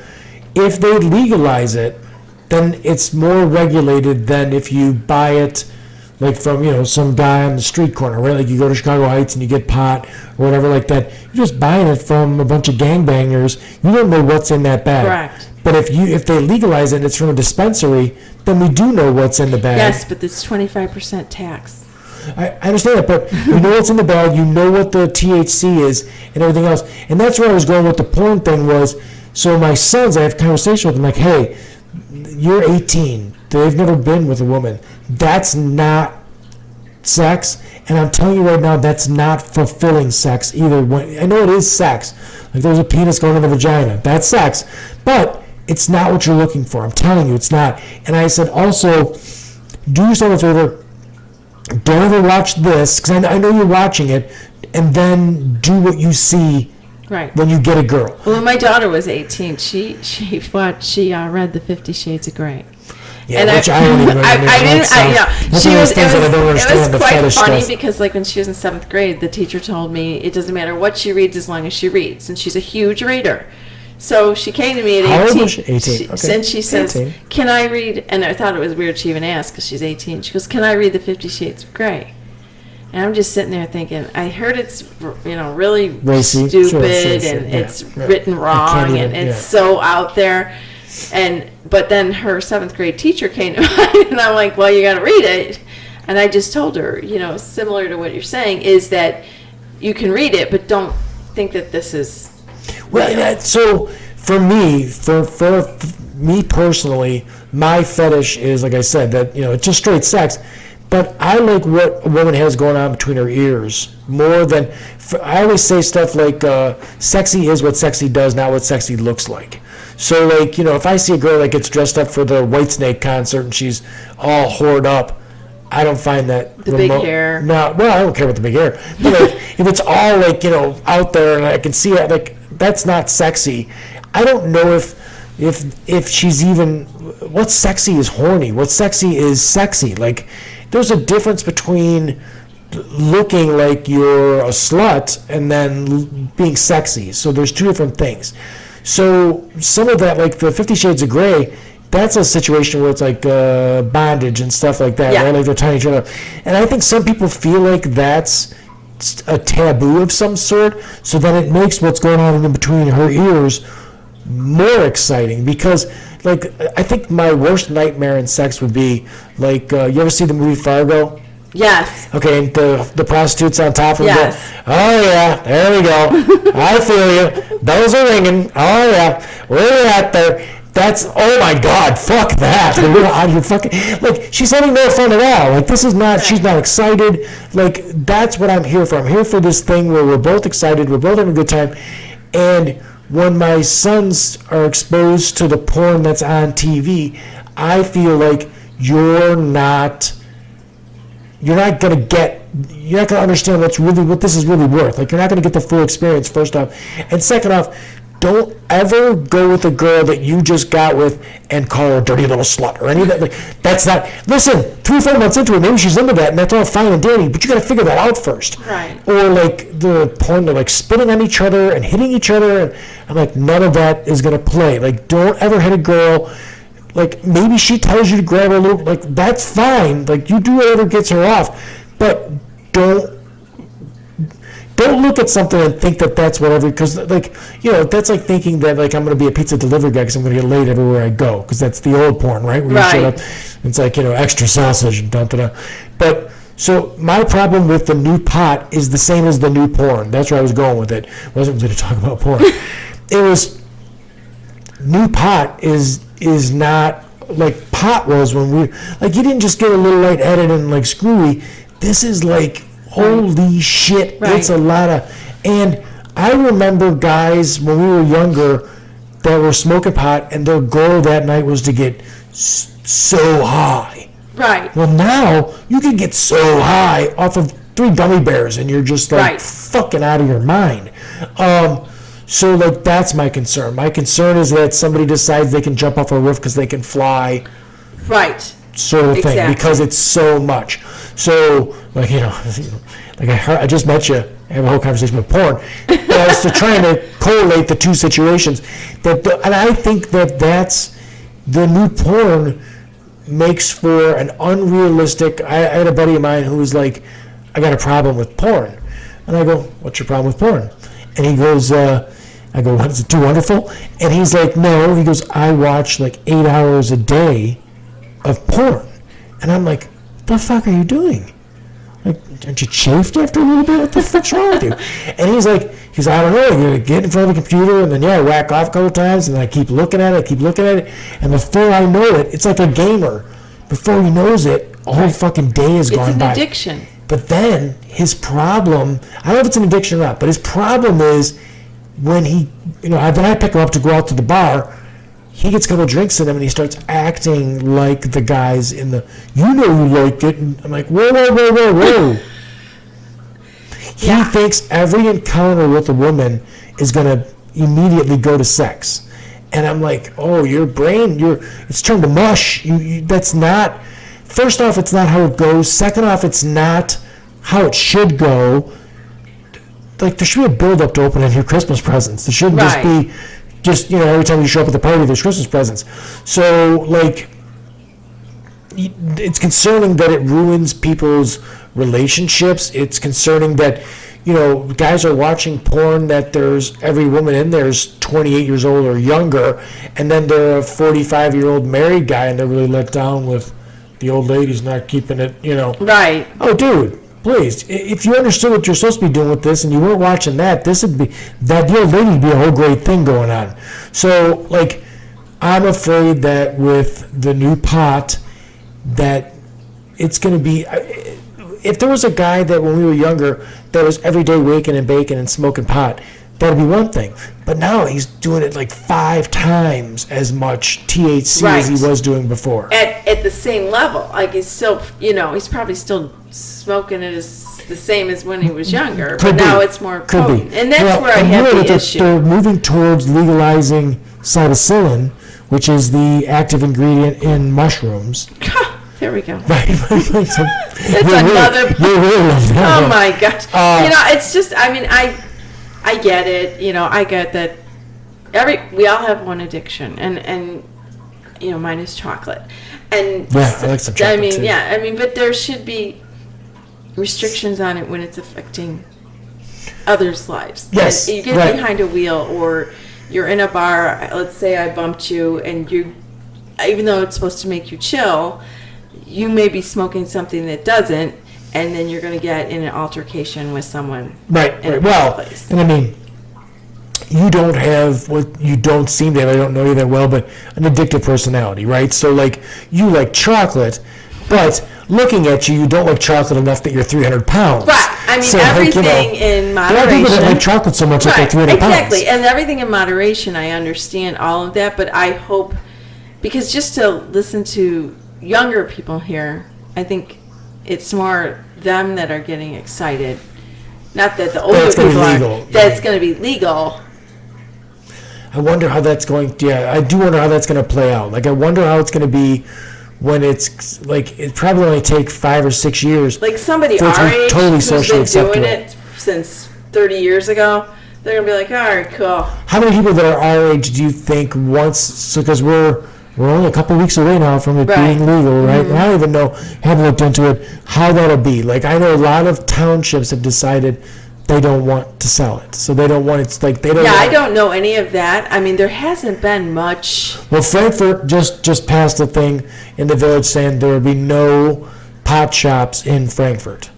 Like, see, then okay, so once again, then you're kind of contradicting things as far as, okay, it can be legal, but it can't be here. But so it's still going to be legal there. They just will not have a store that will sell it. Right. So who do you think they're going to go to? Well, they'll just go to Tenny Park or go wherever they can go that they can buy it. Yeah. But if the guy down the street's selling it and there's no place around here that's close enough, how many people our age, though, do you think would be like, never did it? Maybe they don't have feelings about it. Maybe they never did it because it wasn't legal. Maybe they were always afraid of the legal ramifications, so they didn't do it. How many people do you think, because it becomes legal, start to do it? Well, I know I've heard a lot of people say that when they retire, they're going to do it. So I do know people that didn't when they were younger. Yeah. And as they get older, they smoke pot like on the regular. Right. I got an uncle that I don't think ever smoked pot, and he, like, the last time I saw him, he made a point of telling me 3 times that he had pot. On the 3rd time I got it, I go, Uncle, all right. I don't want to say his name. It's a big deal. I know. What are you talking about? Because you kind of slipped it into the conversation twice. I mean, you hear a lot of people. I know someone that I was married to wanted to do it as soon as he retired because he drives a company car, and he can't really drink. Now, did he do it before? When he was in college, yes, he did. Okay. He was a sporadic pot smoker. And that's one thing I remember, I can't wait till I retire. And I was like, really? That's your goal? But, I mean, he had other goals, but that was one of the things that he couldn't wait to do. So I don't know how many. I mean, I would imagine. I honestly would imagine that many would be like going to being pot smokers. Right. I think there's a lot of people that. I knew a lot of people that was nowhere near legal. I mean, we're talking like 5, 10, 15 years ago. They were regular pot smokers. They had a connection where they got pot, or I don't know if they had a card or whatever. But I know that those people are going to be happy once it is legal, because then they can just do what they want to do more out in the open and less hiding. I knew a guy that was married for 7 years. He was a daily pot smoker, and she didn't know. I don't know how that is. She wasn't that bright, but like, this is what he would like. So would that be a deal breaker for you as someone who... Smoking cigarettes would totally be... What about pot? No. I mean, if it made her... I hear it makes sex better. I don't think I've ever had sex on pot. But if it made her... If she was someone... I don't know. Okay, me and you meet, we're at a bar, and I'm high. But, like, I'm a functional guy that's high. I'm charming, I'm nice, I can hold a job, all that kind of stuff. We hit it off, we have a bunch of laughs and everything else. We start to date, and then you found out that I smoke pot on a daily basis. That changes? Well, I would honestly, like somebody who's, drinks And I would be. Well, my health was probably better than the guy that drinks every day. But I would kind of maybe question your authenticity. You know, is this making you say things? Is this altering things that you're saying? Sure, but what if that person, But what if that person was no fun when they weren't? And I'm saying, if the woman that I was dating was, I've dated some women that were like kind of antisocial, that hated people, but what if she did a couple puffs of pot, she was happy? Is that what you want? Yeah, I want to be happy all the time, so why not be happy all the time? I'm fine with being happy all the time on my own. Me too, but I mean, I couldn't be with somebody who had to rely on something else to make them something. And for me, there's a lot of that, like, so I had this time in my life where I had nothing but work. All I did was work. I worked 80 hours a week. I was a madman with work. Then when I broke my neck, I had like this like massive amount of time to just like at one point like look at the ceiling. Like there are people that just watch TV and I just can't do that. Like I can't just like zone out and do that. Like I need something to think about. But there was times where I was like, oh my God, I'm just sitting here like, and you start pondering like life things and what matters and what doesn't matter. And I came away with, and I didn't do a podcast earlier because I didn't really run into him. Like about 2 years ago, I started listening to him. It's the conversations. Like I found out that I do really, I was never a big wine drinker, but I really enjoy like make a good dinner, open a bottle of wine, and just have a talk. Like, and the way I look at that, and I personally, I have probably just as many, maybe more women friends than men friends, because I enjoy the company of women that I'm not even near. Like I got a couple people that run my podcast that are good friends of mine. That like the ones in a really good relationship. The other one's been married. Her husband's a terrific guy. But I like to have a conversation with a woman more than a guy most of the time. So for me, like when it comes to a relationship, like I would love to have. I think it's almost paramount. So like I'm wired for sex for sure, but it's really important that I have a connection with that person. It's really important that I can have like awesome conversations with that person because I want to be like 80 years old and still having these. But would you want somebody who always had to have a little? Okay, so the times that you've seen the stereotypical, right, like smoke pot and then ask all the real weird questions and like all that stuff. It does lead to some pretty damn good conversations. Oh, I'm sure it does, but all the time, like if you had to not all the time. But if this person if there was no health problem, like say I'm just saying for myself that it's not a deal breaker. Say she was a daily pot smoker, but it never escalated where she was like more sort of thing. Which I think that pot, a lot of times people can just kind of like, like plateau it out where it's what it is. But every day, if the trade-off was every day I had awesome conversation, I don't have to get high to have an awesome conversation. I do it all on my own. But if she needed that to do that, and we did, then you're telling me the rest of my life I'm going to have all these cool conversations, we're going to have a good time, and she's going to be like loosened up and like, have fun, and like there's going to be sex, and it's all going to be like late. Yeah, I'm going to be okay with that. I think I'm going to roll with that. Versus a person that is not. You know what I mean? So like, I'm open-minded like that. Like I don't. And then let's add in, what if, as you get older, what if you started dating somebody, neither of you were smokers, and you develop some sort of chronic illness, and the doctor's like, say it's 10 years from now, the doctor's like straight up, hey, listen, I know you're not a pot smoker, but if you just eat this little edible, it's a micro dose. It's not something that's going to make you high. It's going to make these symptoms go down. It's going to make your stomach feel better. It's going to make your blood pressure go down. It's going to make these things go away. You're going to be able to function better. And you just function better on this, 10 milligrams of something like that. I don't know. You'd be against it then? I would use it as a last resort. Well, okay, right. So what I'm saying is there's people out there, there's a thing called microdosing, right? And I'll tell you that when I was younger, the couple times I did mushrooms, that was the stuff. But see, if a doctor, and I don't have a problem, if a doctor says this is your last resort, this is. So you're telling me Elvis Presley here? No. I was supposed to take all of the doctor stuff. Michael Jackson's dead because the doctor kept giving him stuff. No, but like a little bit of that, like what you said, an edible. That's so small. Right. So that's what they're doing. They're microdosing. Yes, they're microdosing psilocybin now. Yeah, but my issue isn't as far as the medical. But if you are getting a medical card, like I said, you need to have some sort of prescription from a doctor. Yeah, there's quacks out there. I think you can just get that done. So, and then the other thing I'm seeing too is so there's the CTE where the football players are getting and they're saying that's helping them cope with that situation because there's all kinds of the suicide rate is astronomical with the ex-football players, and then they're saying psilocybin is working miracles with PTSD. Guys that are coming back from the war.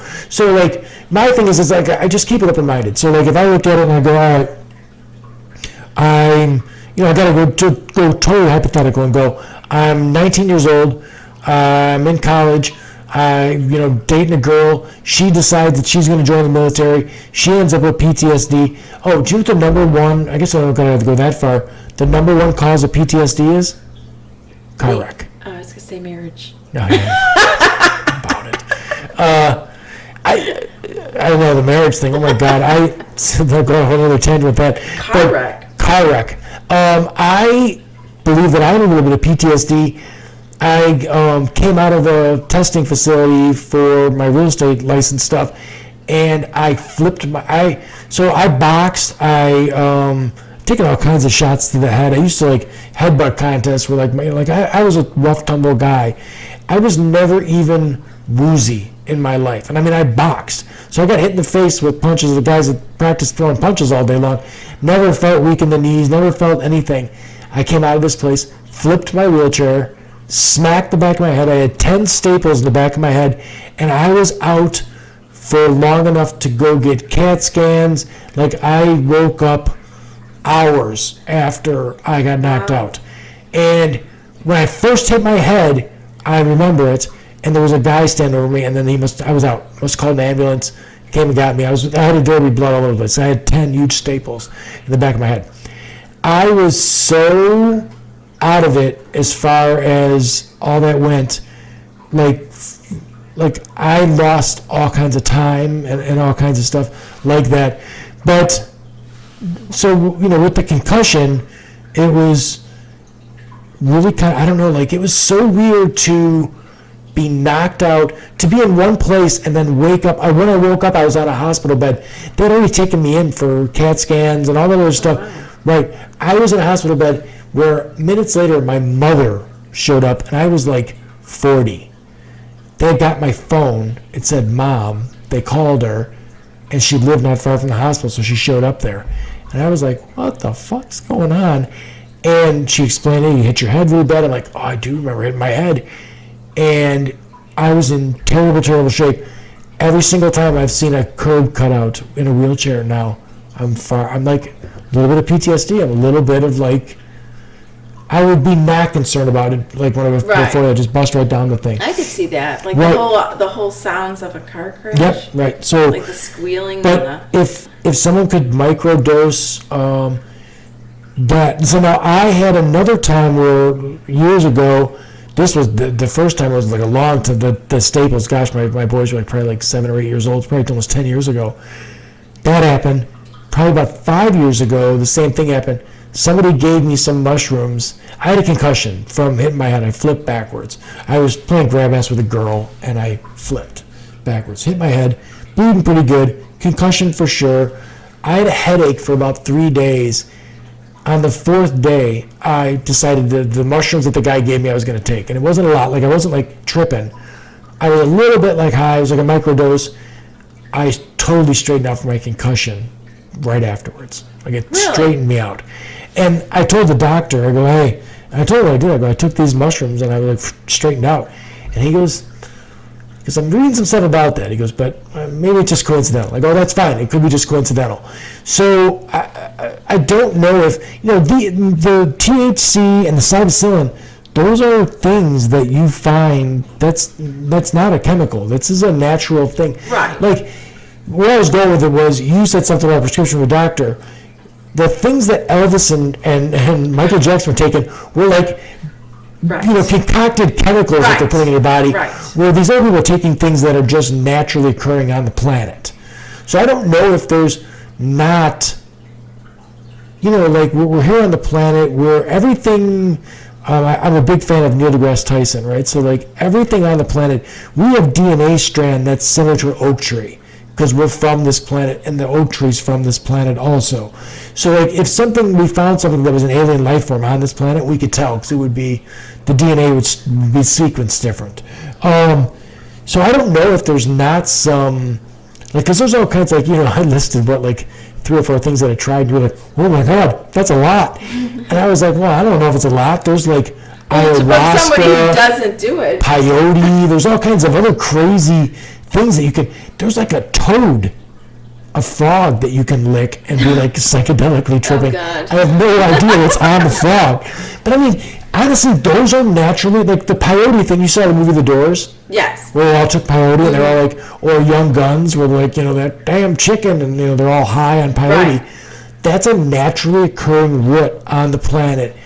It seems to me strange that we don't explore more, especially for things like schizophrenia, things like PTSD, things like, like mental traumas and stuff, things that people are like, I'm always interested in learning something, so I'm always looking into weird shit. There are all kinds of a kleptomaniac is seriously a fucking thing.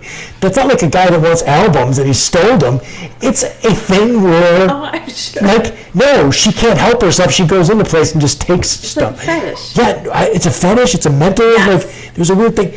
People think that they're claustrophobic. I don't want to be in a small little thing either, but I'm not claustrophobic. There's people that lose their shit if they are, or people that are afraid of heights. I was like, oh yeah, well I understand that if I am afraid of heights, and I was not. But are you afraid of heights? If you go up in a building, you're freaked out, you have a panic attack? Right, there's people that have that. But I can feel my heart start racing, and I calm myself down. That's what I do. Right. But I was not like that until after I had children. Wow, Isn't that weird? That is weird. I was on roller coaster. Well, there's another one, postpartum depression. Yes. I had a buddy of mine who, his wife tried to kill herself 3 or 4 times after, and they said it's straight up a chemical imbalance. It is. There's another one that I saw where pregnant women have some deficiency in a mineral that's in laundry detergent, and they catch them all the time drinking the laundry detergent. They smell it, and they just can't help themselves. They start drinking it. You ever see that there's a show that's My Strange Addiction. Yes, and they do the lady's licking a baby's head or something like that. They're eating diapers or Yeah, chewing through walls. Right. So listen, if you were dating someone that was wonderful, but they kept eating diapers, and a little bit of pot helped it out. No, because there's something more than something going on. You know what I'm saying? If a little bit of pot helped them stop doing that. I don't know. It would depend on everything else. All right, listen, Pat. It's either a little bit of pot or when you eat that diaper. Gross. Right. Right. So there's definitely, for me, circumstances where I could be there are it's fine. circumstances, and I'm not saying that it's not good for some, some things. If it's natural, if it's like what you said, if we go more into the herbal part of that. So you're saying there's a chance I could talk you into it? No, because I don't need one. I'm just kidding. I don't need it. Right. If the doctor said, if I had a professional opinion that said I had to have it, then I so guess if I just I had a would lab be. coat. No. I guess I would be, hypocritical in the fact that I say that I would, but I think you're taking it for a different reason. We're really strictly talking about. I think you're open-minded. I think you're a normal person. You're saying that that someone who's medicating with it, maybe if it's legit, but someone who's just looking to get high, you're not into that. Don't self-medicate yourself. There's other ways of doing it. Something. Maybe we get to a point in society where you go to therapy enough where someone says, hey, you know what? instead of prescribing you this Valium, I'm just going to Right, say, you right. should smoke a little pot when you feel a Well, little when I anxiety went come in on. to the doctor and I was prescribed the antidepressant, she said that there were, I can't remember what it's called, but my brain wasn't absorbing enough, whatever, serotonin or whatever. Yeah, sure. And it was, she said, and I was like, oh my gosh, there's something wrong with me. And she said, no, as you age, men and women, you lack it. It's, Right, you know. Well, I so I don't. I'm always really open-minded. I went into the doc and like I hit the weights and stuff. Before my injury, like I don't have very good grip, so like lifting weights is a whole very tough thing to do to begin with. Before my injury, I would hit the weights, and if you looked at me 15 days into lifting weights, I look like a different person than the guy before I was. Because with construction, it's very seasonal. So like if I'm working 80 hours a week, I have very little time to lift Right. weights. But come winter, I'm in the gym every day for a couple hours, running. I'm doing everything. And some of it I was doing to make sure that when work kicked off again, I didn't get injured on the job because I was lifting heavy stuff and I wanted to stay in shape, sort of thing. But so like my gains were fast and everything was great. Now it's really not like that. So when I went to the doctor last time, like, hey, can you do, when you're a person in a wheelchair, you have to go like once a year to a urologist. They do an ultrasound on you to check to see if you have any like kidney stones, things that you wouldn't know that you had, sort of a situation. I've had kidney stones. You still feel all that pain. It's all terrible. Like the being paralyzed thing is a way different thing than anyone thinks it is. It's a lot to explain. I prefer that people ask me questions than assume anything. Like I've had people that assume that like I can't sexually function, and that's just not true. That's not at all true. It's completely I don't know what, like people watch a movie like Born on the 4th of July, and I want to kill the people who made. There was the guy who's in the movie in Born on the 4th of July was supposed to be helping with the movie, and none of the paralyzed stuff has anything to do with being paralyzed. It's like the worst representation of being paralyzed ever. Really? Oh yeah, it's terrible. So, but like the whole thing with it is like if I don't know, I can't remember exactly where I was going with this, but if I was, I don't know, what was I talking about? Saying that being paralyzed is not what it is in that, but it had something to do with the drugs situation. Yeah, I lost it. I can't remember it now. But anyways, so like the things that are represented in movies are definitely not represented in the way that they really are, as far as that goes. Like I know anyone who's got a job and they see a movie and that job's in the movie, they're like, oh, that's not that fucking job. That's totally not what we're doing. But as far as the drug thing, I had a point there and I was like right on the edge of it and I lost it. Yeah, I don't know. As far as doing the drugs though go, like I want to keep open-minded. Like I said, I want to be very open-minded on what works for someone and what doesn't work for somebody else. You know what I mean? So sort of thing. And I'd be more. I won't take an Advil. Like it's very hard. It's the last thing. I mean, unless I'm. Well, but I know that'll fuck you up. Like I know, like they say that if someone's on Advil for like 4 or 5 days, like the lining of your stomach's all jacked up, all that. Yeah, so I know that's going to make you a mess. Well, I'm pretty sure that if you smoke pot for 5 days, you're probably not going to be a mess. Like just. Like a symptom as far as that goes. Maybe. Like if a guy went on vacation and decided, well, now I can do whatever I want, I'm gonna smoke pot for 5 days, I think he'd probably come home and just stop smoking pot and be fine.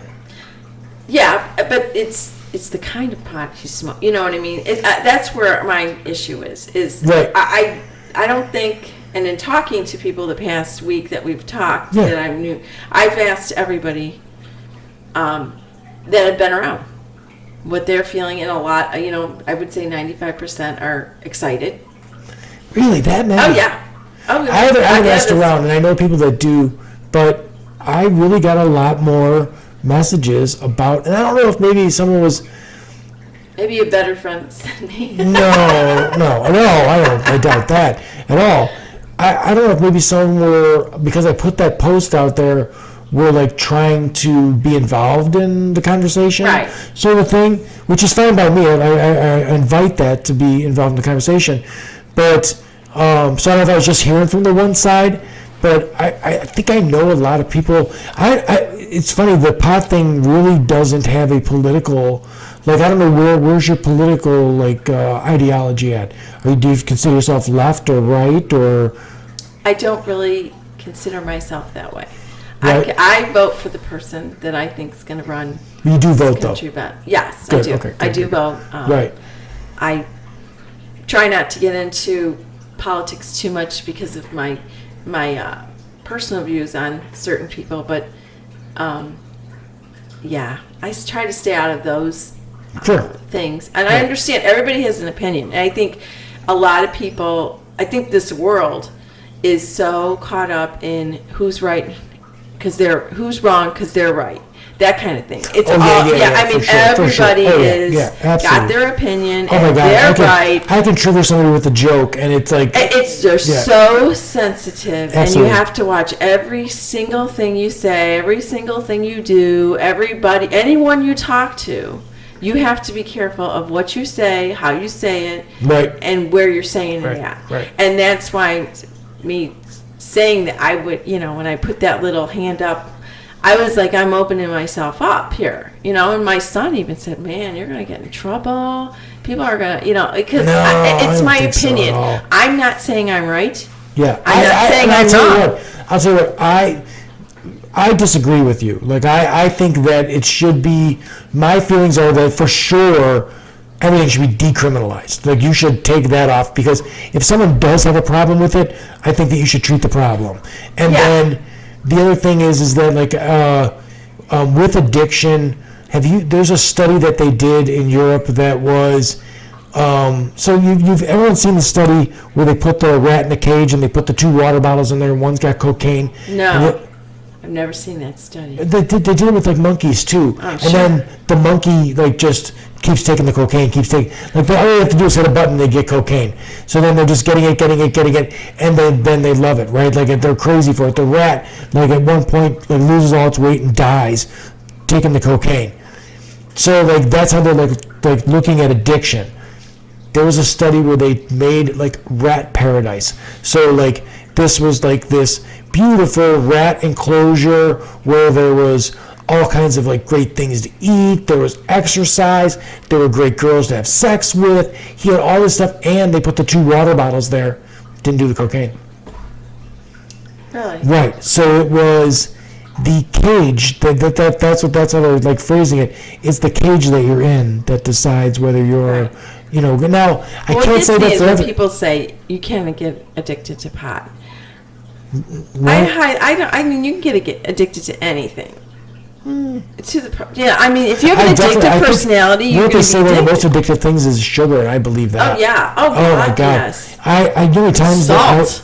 I'm not. I know, For my- me, oh my God, I yes. like to have some salt on. Like, I like to cook, so I put some salt on Right. stuff. I'm not a big salt person either, but man, sugar. Right, sugar. Oh, sugar for sure. I could eat an entire Pepperidge Farm chocolate cake in one Right, but you said then you do some workout and stuff. The more that I work out, the more I absolutely crave. Like, I'll get, like, a good workout in. I'll be like, oh man, I want a cookie. yes, So bad. Yes. Like, oh my God. See, and I'm not a huge drinker. I mean, I will drink. I'm I'm not an angel by any means. I've had a couple drinks here and there. Yeah. I drink. Yeah, I And we're answered you gonna- when you came in. Yeah, I was like, and I said no. yeah, I don't. I realized, all I right. said no. I figured all the peer pressure with the goody two shoes. No. It's kind of a drive, so I don't want God yeah. forbid, because Right. what was I saying? Oh, for working out, like in January, I go dry. I don't drink at all. Okay. And last year, I lost 6 pounds by not drinking. Just the time that you were not drinking. Just not Because drinking. when you do drink, what do you drink? Pretty much anything but tequila. Like, I sound like an alcoholic now. No. But, like, I will drink beer. I'm not a snob to beer. Not a fan of Bloody Marys. I don't like the tomato juice. I drink champagne. I drink wine. Wine, of course, is the go-to now because Yeah. I have a lot of it in the house. Yeah, I like all that stuff. For a guy in a wheelchair, it's better to, like, beer is, like, I like a beer, but, like, I gotta keep going to the bathroom. Right. That's a pain in the ass. So, I turned out that I like whiskey. Like I like to Whiskey's just good too, yeah. throw some ice in a glass, But a little bit of everything in water. moderation. So my Right. thing was after I went dry, because my girlfriends were like, "You don't really drink. Why are you doing that?" I'm like, I was turning 50, and I wanted to just kind of regroup. And I actually went on Weight Watchers. I don't believe in not having things. For me, Yeah. I could never do keto. I could never. God love Yeah. them for doing that. I can't do that. So I I really don't even know what it is. I know it's, it's just like an vegetable. Atkins kind of thing. Right, sure. I couldn't do that. I Okay. couldn't do that. So Weight Watchers enabled me to eat the things I wanted within a reason, and I found that I had been drinking more than I thought. Really? Yes, because I figured if I could lose 6 pounds from not drinking and watching what I'm eating, then so I continued to stay on the Weight Watchers, and I went very, very mildly on any kind of cocktails. I didn't drink during the week and drank once in a while, and I ended up dropping about 15 pounds. But I remember going, Wow. I You're a very big person to begin with, 15 I was pounds. 15 pounds. And I remember I went to a Weight Watchers meeting, and she said to me, "When you drink, what do you crave?" And I said, Chocolate, right? No, No. I crave some burgers and some fries Oh, and really? some chips, don't you? I don't know. I mean, like- everybody, when you go out to drink, there's like pretzels or there's chips at the bar, definitely, you I know guess what I there's mean? definitely pizza, and There's tacos, pizza, yeah, and all so that she kind of said, stuff. So. you don't crave a salad.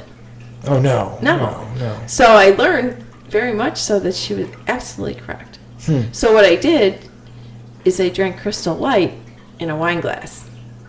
So it looked like you were drinking. So I felt like I was having Wait, Crystal Light, that's not a booze, right? That's No, just, right, it's- okay.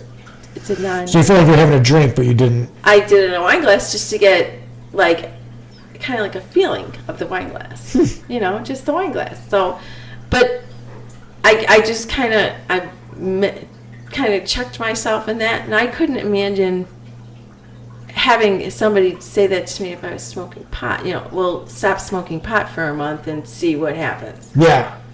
Well, I think that there's a weight gain problem with that too. You get the munchies. So Exactly, I think that there people is. are eating. And I was reading that it does cause anxiety. Oh, I think straight up paranoia. But like, I think there's people that they like dig that. Like they like Oh to no! be like. Would you like a panic attack? No, and I'll tell you what kind of got me like. So when we were younger, we used to drink quite a bit, and I honestly, I had a girl bring over a bottle of blueberry vodka, and it was good, and we drank the whole bottle of vodka, and like I was like I'm kind of drunk, but like that was the last time. That was years and years ago, and before that it was years and years before that I was drunk. I stopped drinking really heavily when I was younger, and I would drink so much, like, I mean, doing like beer bongs and all kinds of other stupid shit that we were doing, like drinking way too much. We used to drink, I think the shots is what used to get us. So you'd be just drinking beer, but then like 4 times or 5 times during the night, you'd go to the bar and do a couple shots of tequila, Right. a couple shots of Rumpelmints, whatever like that, and then you'd be drunk. But I remember coming home a couple nights and being like, how am I going to get this bed to stop spinning so I can go to sleep? And I hated it. And that was the thing with the acid one. The one guy was like, hey, take this. And I'm like, what is it? He's like, it's acid. And I'm like, oh, wait. Like, what does that do? He told me it's like speed. You're going to feel like super energetic, and then you're going to see some stuff. I'm like, that doesn't sound that bad. How long does it last? And he's like, 8 to 12 hours. I'm like, get the fuck out of here. You're telling me for 8 to 12 hours, I'm not. So it's 10 o'clock tonight. 10 o'clock tomorrow morning, I'm still going to be this? No. Are you out of your mind? Like, I cannot that's like letting go of the reins. Like for you said you're a control freak for that long. Like, the pot thing isn't that bad for me because, like, I can do a couple puffs. I feel a little happier, a little, like, Yeah, but looser. how long does that last in your system? I don't know how long it that you can fight it in my blood, but the effect only, I would say it's like 45 minutes, an hour. See, that's the thing. Like, I have another concern about is how long is it going to be in your system? So, I mean, if it's When you drink, do you notice? So, like, I drink whiskey, and I definitely, if I take a couple of good drinks of the whiskey that I'm drinking, within 10, 15 minutes, I notice that hey, I had a little I something would to drink. say after my second drink of, like my second glass of wine, but it's funny because my face turns red if I drink red wine. Sometimes they're like, "Wow, your face is red." Right, But right. I mean, I guess that's an effect on me. Not all red wines are like that. But how long does it last? Like, I mean, for me, like, I can definitely feel if I stop drinking, an hour later, I know it's like fading away, it's going. Like, I don't ever drink enough to be like, I never drank. I mean, I haven't. It's been many years since I've drank enough to just not know, to just be like right. drunk. Me too, sometimes I feel the square because I have friends who drink. Like, I got a buddy of mine who came out and he had a fifth of JB or something, whiskey of some scotch of some sort, and then he had a case of Pabst. And he drank all the whiskey, and there were like 2 beers left. There was one guy in one evening. I don't understand. Like, same with. I couldn't do it. Couldn't do I it. couldn't. No, I couldn't. See, do it. I'm an early riser. This guy's probably got about 75 pounds on you, Yeah, too. and so like I'll leave if I'm out with my friends. I'm the first one to go because to me the morning getting up, I know I'll be up early, regardless So whether I'm working out or that's working. really my problem with booze. I like a Guinness if I'm going to drink beer. Like that's what I prefer to drink.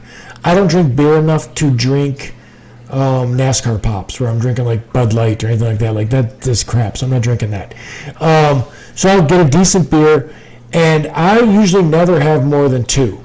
That's just like how I roll. I just don't really drink more than 2 beers, three tops, and like if we have like a 3 or 4 hour afternoon, I'll have 3 or 4 beers. Or that's like uncommon. But when I have 4 beers the next day, I know I had 4 beers yesterday. Yes. Every single time. Yes. So like the pot is not that way. So being in the chair, so the differences are like stuff like first off, I don't want to get too screwed up there either because I don't want to be like I'm a turtle pretty much. They throw me on the floor and I'm not going anywhere. So I don't want to fall and be that guy. And I mean I have to go from the chair to the bed and stuff like that. So I'm gonna there's a little risky something I'm doing all the time. If I'm drunk, I could be in trouble. Exactly. Or stoned. But so like I don't like that. And then the peeing thing, like I gotta go to the bathroom constantly if I drink a bunch of beer. But if I drink those beers, I feel terrible the next day. I have also like a nerve pain that goes on like right along my paralysis line where I'm paralyzed down my arms. It is like pins and needles all the time, hurts all the time. So like they gave me Neurontin when I came home from the hospital, and it makes you feel, I won't say euphoric, but it makes you feel like everything's going to be okay all the time. Even when things aren't going to be okay. Like it makes you feel like everything's going to be okay. So like I can't do that. Like I did it for a couple months when I came home and I'm like, it's not really helping anyway. So I got rid of that. But I do have people that drop me off edibles. They drop me off mushrooms. They drop me off because they feel like this will help you get into good night's sleep sort of a thing. So the one time a guy stopped by and he's like, here, he gave me like about half of my phone chunk that was made like, in a cookie sheet of gummy stuff, right? And he took a knife and he cut me a little tiny square. He goes, do about that much. And the guy with him knew me better. And he goes, he doesn't smoke, so do half of that. So I did half of that. It was way, way too much. First off, I don't know how it was mixed, so I don't know if that one part had... See, yeah, that's the problem. But legalizing is going to avoid that problem. Well... When they give you a gummy, it says a certain milligram stuff. At the store, right? Yep. What about the guy down the street? No, don't buy it that way then, right? For sure. I agree with you that way, because I'll finish this in a minute. I got a drugstores that are hilarious, but so I did that amount. I must have got a piece that had way too much THC in it. I was stoned out of my mind so bad that when I jumped on the bed, I felt it coming out. I'm like, I'll get the hell out of the wheelchair, go to bed. I was laying on the bed, closed my eyes, and I felt the color green coming out of my body. Yeah, I know, it sounds strange, but I laid there and I could feel what green feels like And Green How's was, it feeling? it felt kind of cool, but like it was radiating away from me. So I was laying there, and Green was just coming out of my body, and I was stoned for like the next day. So it was too much. Like I didn't care for the fact that that's not regulated. Where that'll be gone once it legalizes. The other story that I have is I was leaving. My dad's a former Vietnam veteran Marine. I had got caught with. I don't think it was mine. There was a bowl in the pocket of like my biker jacket, and he found it, and he was mad about that. I was headed out to go out with a buddy that night, and he goes, "Hey, you do any drugs? I'll fucking kill you." And I'm like, "All right." There's my dad. So get in the car with my buddy. We take off. We get to go back to his parents' house, his house. We're there doing what we're doing for half an hour or so, and his mom, they're like hippies, right? His mom goes, "Hey, Bobby, if you guys are out and you do some drugs, be careful." I was like, "What?" And I'm like, and she saw me like go like what? And she goes, "Well, I'll explain it to you because, you're going to do drugs or street drugs, and you just don't know what are in these drugs. You don't know what someone's given you. There could be broken glass in the cocaine. There could be PCP in the pot. There could be all these things." And these were hippies. So these are people that, like, if you looked at them, you're like, "You're probably doing drugs." I left there with a thought in my head, like, holy shit, she's right. And I didn't want to do a drug from any, because I'm like, where the fuck did that come from? Right. All that, right? So that's the way I thought about it for the longest time, was like, holy shit. So that was a far more effective parenting. Right. Then don't do it. Than don't do it or I'll kill you. Right. Because some people are like, well, fuck you. I want to do it because, you said not to, Right. sort of a thing. Because if you tell your kids, and I've told both my kids, I'm not stupid. Maybe I know if you were a drug addict, your kids wouldn't do drugs. Well, Right? no. I mean, your great-grandparents or whatever were alcoholics. No. I don't think that, because I'm not stupid, I tell them, I know you're drinking, and I know, I mean, my son's in a fraternity, for God's sake. They drink Trulies. And What is that? Oh, that's like a that. White Claw. It's like a White Claw, yeah. Now they're drinking that instead What's of it, ours, fraternity of so. wimps? What's going on No, there? it's just easier. I don't know. And I think it's because, I don't know. I don't know. But either. he is really into working out. So he said, I don't like the feeling of beer. I don't like drinking beer and having that feeling in the morning when I have to go work out. I think it's beer. I thought it was the alcohol all the time. You know what, to each their own. And I knew he's not a big drinker, therefore I'm like, you're just holding one in your hand to fit in. And that's okay. That's fine. That's fine. Yeah, right. My daughter, she'll tell you she drank before 21, but I can honestly sit here and tell you she didn't. And if she did, I it never wasn't understood excessive. the folks that like, and I mean, it's just not me, but like the people who couldn't have a beer. Because I can always have a beer. I can have a beer.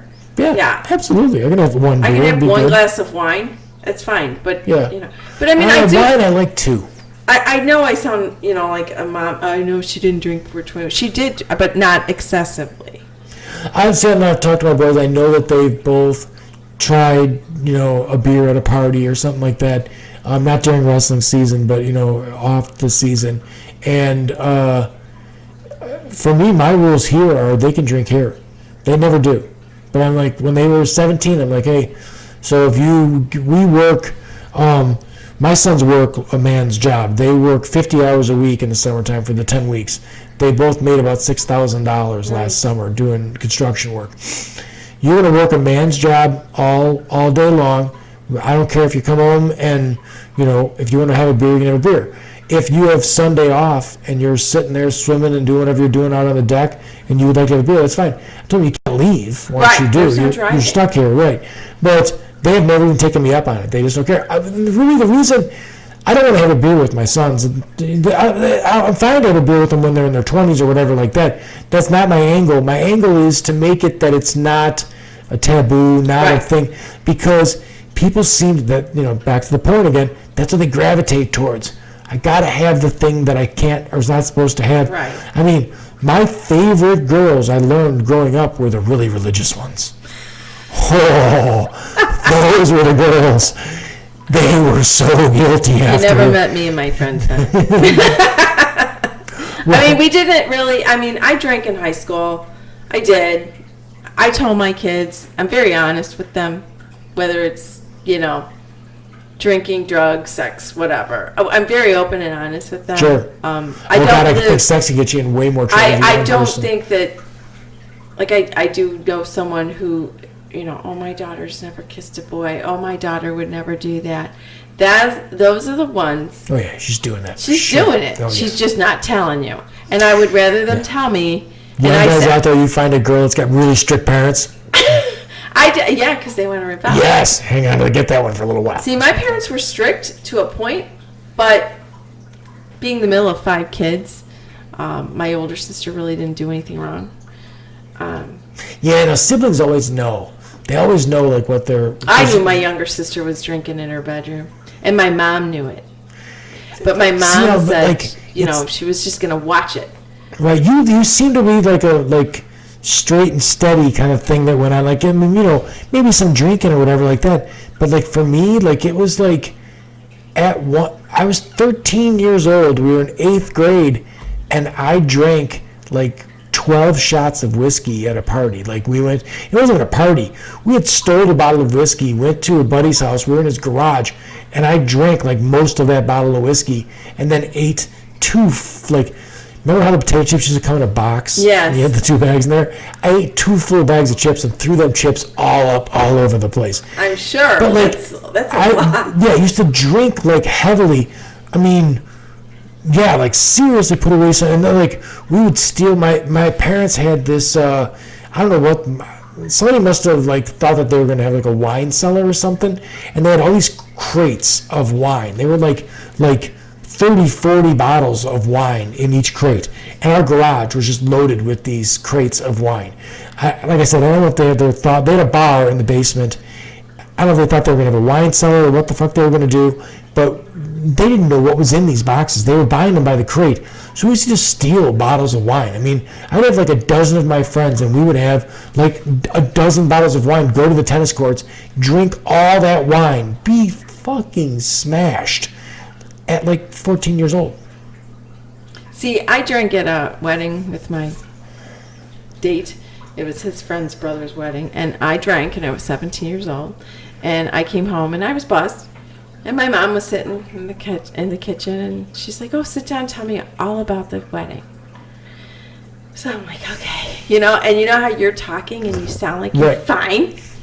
Now when you're drunk. But you're slurring. Now when you're drunk, yeah. And she's like, "So what color were the bridesmaids?" And I was going, "Oh, what kind of flowers? Was the cake good? What was the music?" I mean, she was going on and on. But you've talked to a drunk person for it. You always know they're drunk. She's just sitting there, and I'm like, and I stand up. I go, "I'm going to go to bed." She goes, "Well, I hope you sleep well." I go, "Well, thanks." And she goes, "And just so you know," and I turn around. She goes, "You're drunk." I'm like, "You're caught." Am I really? And she goes, "I don't know what you were drinking, but you're drunk." And I was like, "No, I'm not." She goes, "Yes, you are." She's like, "And don't let your father know." Oh, yeah. But I knew better. I looked right at her face and I know. Not me. I know. I make sure that when my boys come, but have you ever talked to someone that was stoned and you didn't know it? I have, a bunch of times. That you didn't know it? Oh, yeah. Absolutely. I've been at parties. I don't think so. I bet you got by I have. Yes. I've been at parties recently.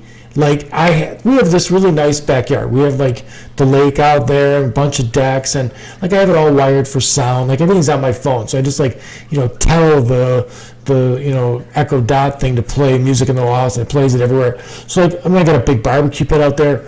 I have people out, and I've had people out where I'm talking to them, and then they just pull out and then they're just talking, and it's the exact same, and I'm like, holy shit, you were high when I was. I came up to them when they were already high. I didn't know it. Had no idea. The conversation was that's my.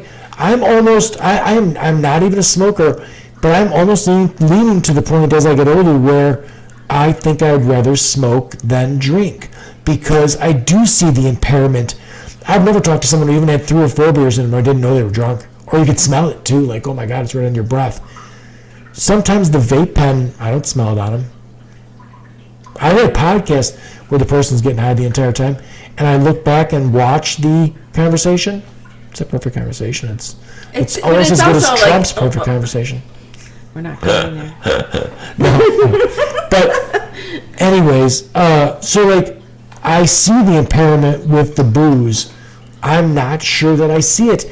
Like I did not know my ex-brother-in-law. He was a daily wake and bake, wake up in the morning, get high. I did not know that at all. I was around him dozens and dozens of times just at bars before I was married to his sister. I was around him at family functions. He was stoned every single time. I didn't know it at all.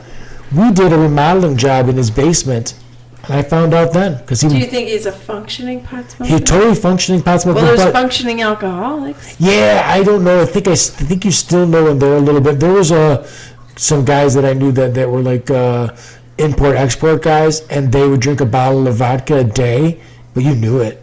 Like, they were drunk.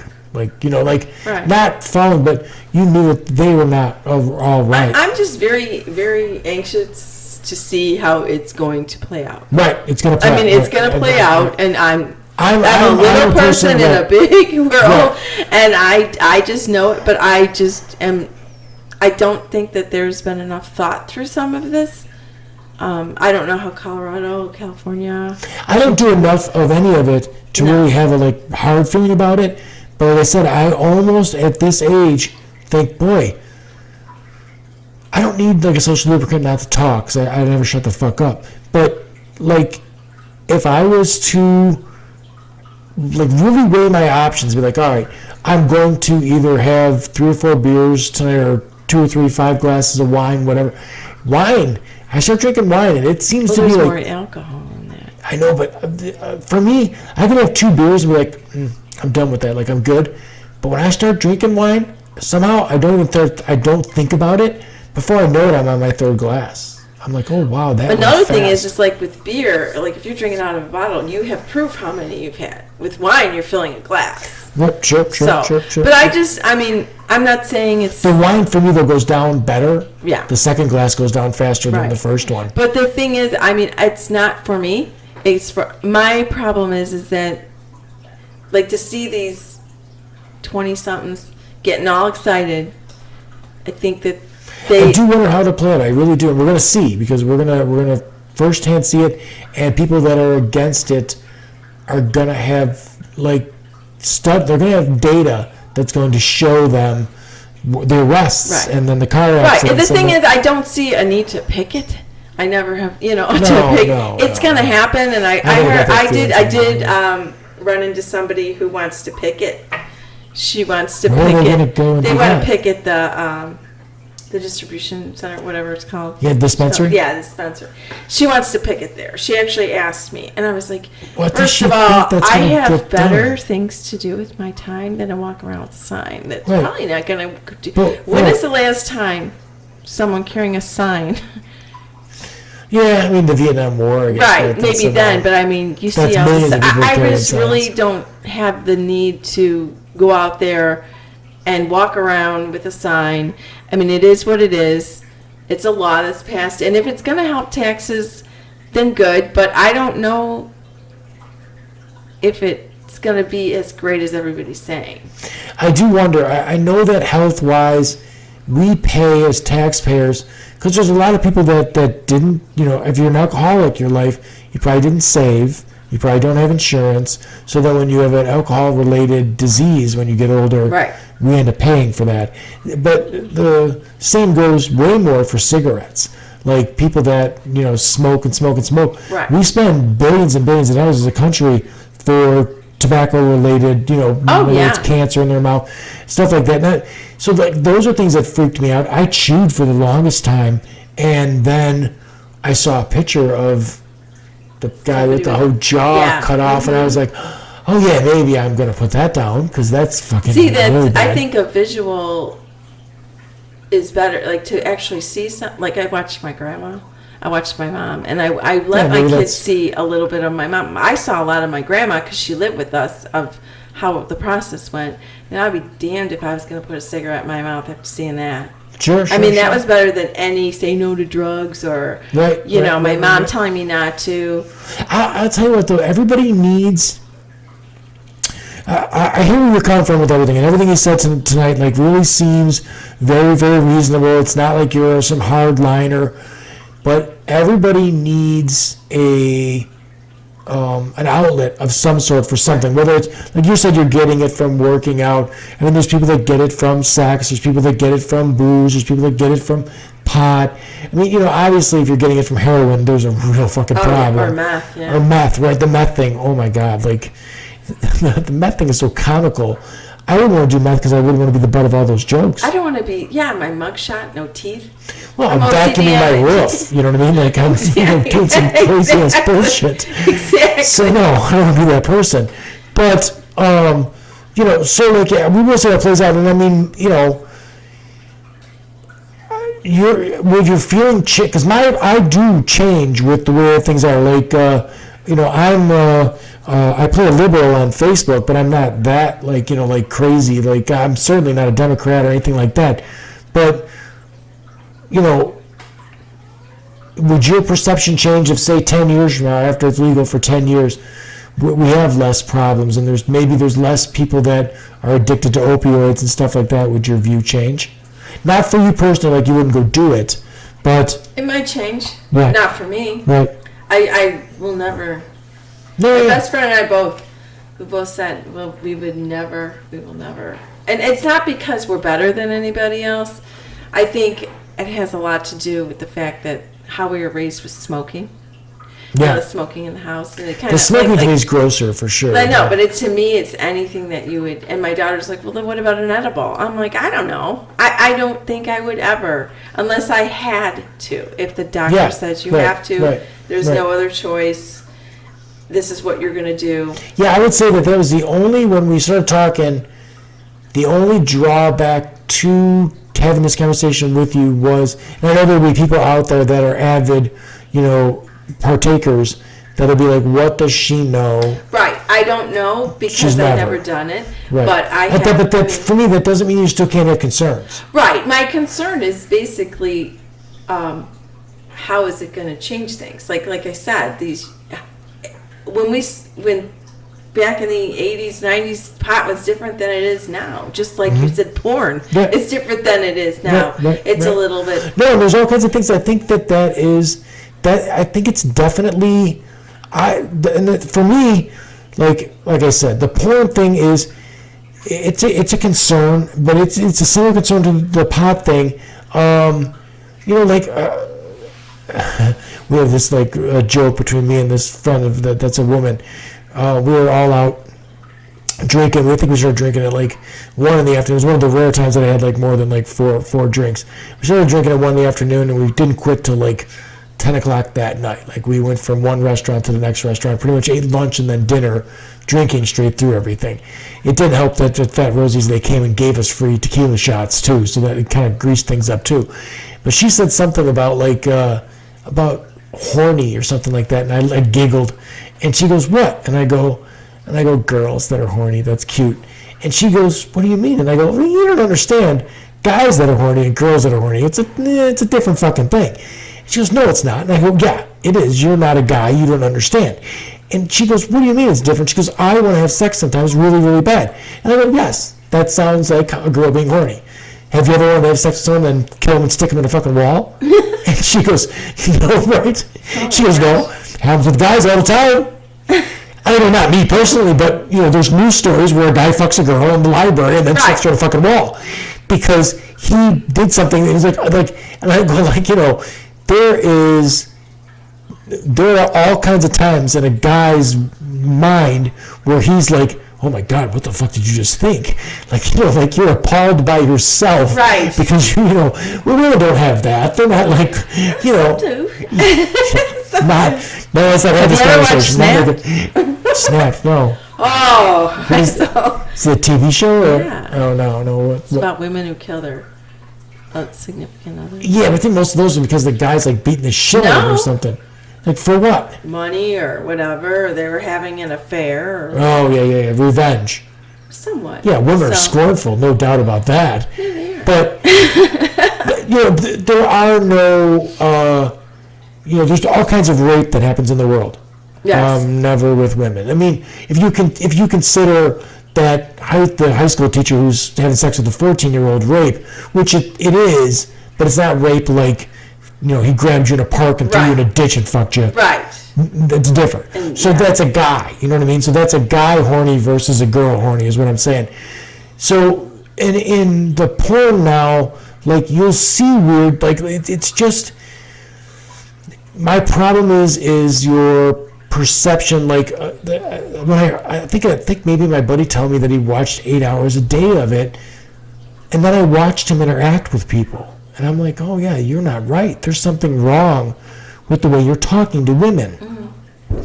You also look at women like it's an object, and guys, it's more difficult. I don't know how. Everybody's different. There's a spectrum, right? So, like, one woman, I think there's people out there that don't like sex. Like, I'm sure. Right, that's not their thing. But, like, for a guy, like, you can't go, like, months or a week without sex. Like, that's insane. Well, I think women can go a week without sex all the time. That's not. I think it depends on the person. Right. I really do. I don't think I think it's more of you ladies hold the keys to that, though, right? Like, essentially, you can have sex whenever you want to have sex. You're telling me this is a whole different podcast. Right, but you can find, if you said today you're this horny, you could go out and you could find a guy. That's what a lot of guys think. That is not true. Why not? I don't think. I mean, okay, what kind of guy you want to pick up like that? Oh no, I'm saying no. See, hey, that's why I'm saying there's a definite distinction between a guy horny. I was on the street in New Orleans. My friend went and got the $13 blowjob. I'm sure. I didn't, because no, that's okay. I'll go jerk off. But you could have. I jerked off instead. So I still satisfied that demon, but he was like, well, fuck it. I'll just go. And I looked at him like, you're too. She was nasty, the one he went off with. Like, half her teeth got, like, it was really bad. And God. I looked at it like, you're just too lazy to jerk off. So the porn thing with a guy, especially, oh my God, a young guy. You mean, you had a son. My mom was horrible with that stuff, by the way. Like, my mom would be banging on the bathroom door. I know what you're doing in there. Like, just terrible, terrible mom when it came to that sort of stuff. As a 13, 14-year-old boy, like, I was trying to break... That's a natural thing. I was trying to break world records. Like, like... I just knock the door and say, wrap it up. There you go. There. I do absolutely nothing. And then I show him the water bill. This is been a shower forever. Right. So, but, like, for a guy, the porn thing actually, I think, works out okay, because he can work that out with that sort of situation. I'd rather my son watch porn than go off with other women, like a bunch of girls. That's super dangerous. And then the weird thing that we have hang-ups wise in our country, I think it's more than other countries, is we have no problem with our 14-year-old or 13-year-old going to see a Freddy Krueger movie or a Friday the 13th movie, or they're going to gorefully slash up a human being. Or they're going to play the Fortnite, or they're going to play all those other... There's plenty of moms that would sit next to a kid watching a slasher movie, but they would not sit next to their kid watching a porn.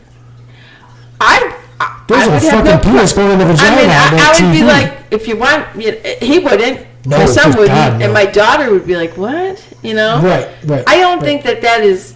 not so much appropriate, but I mean, they have to kind of do that on their own.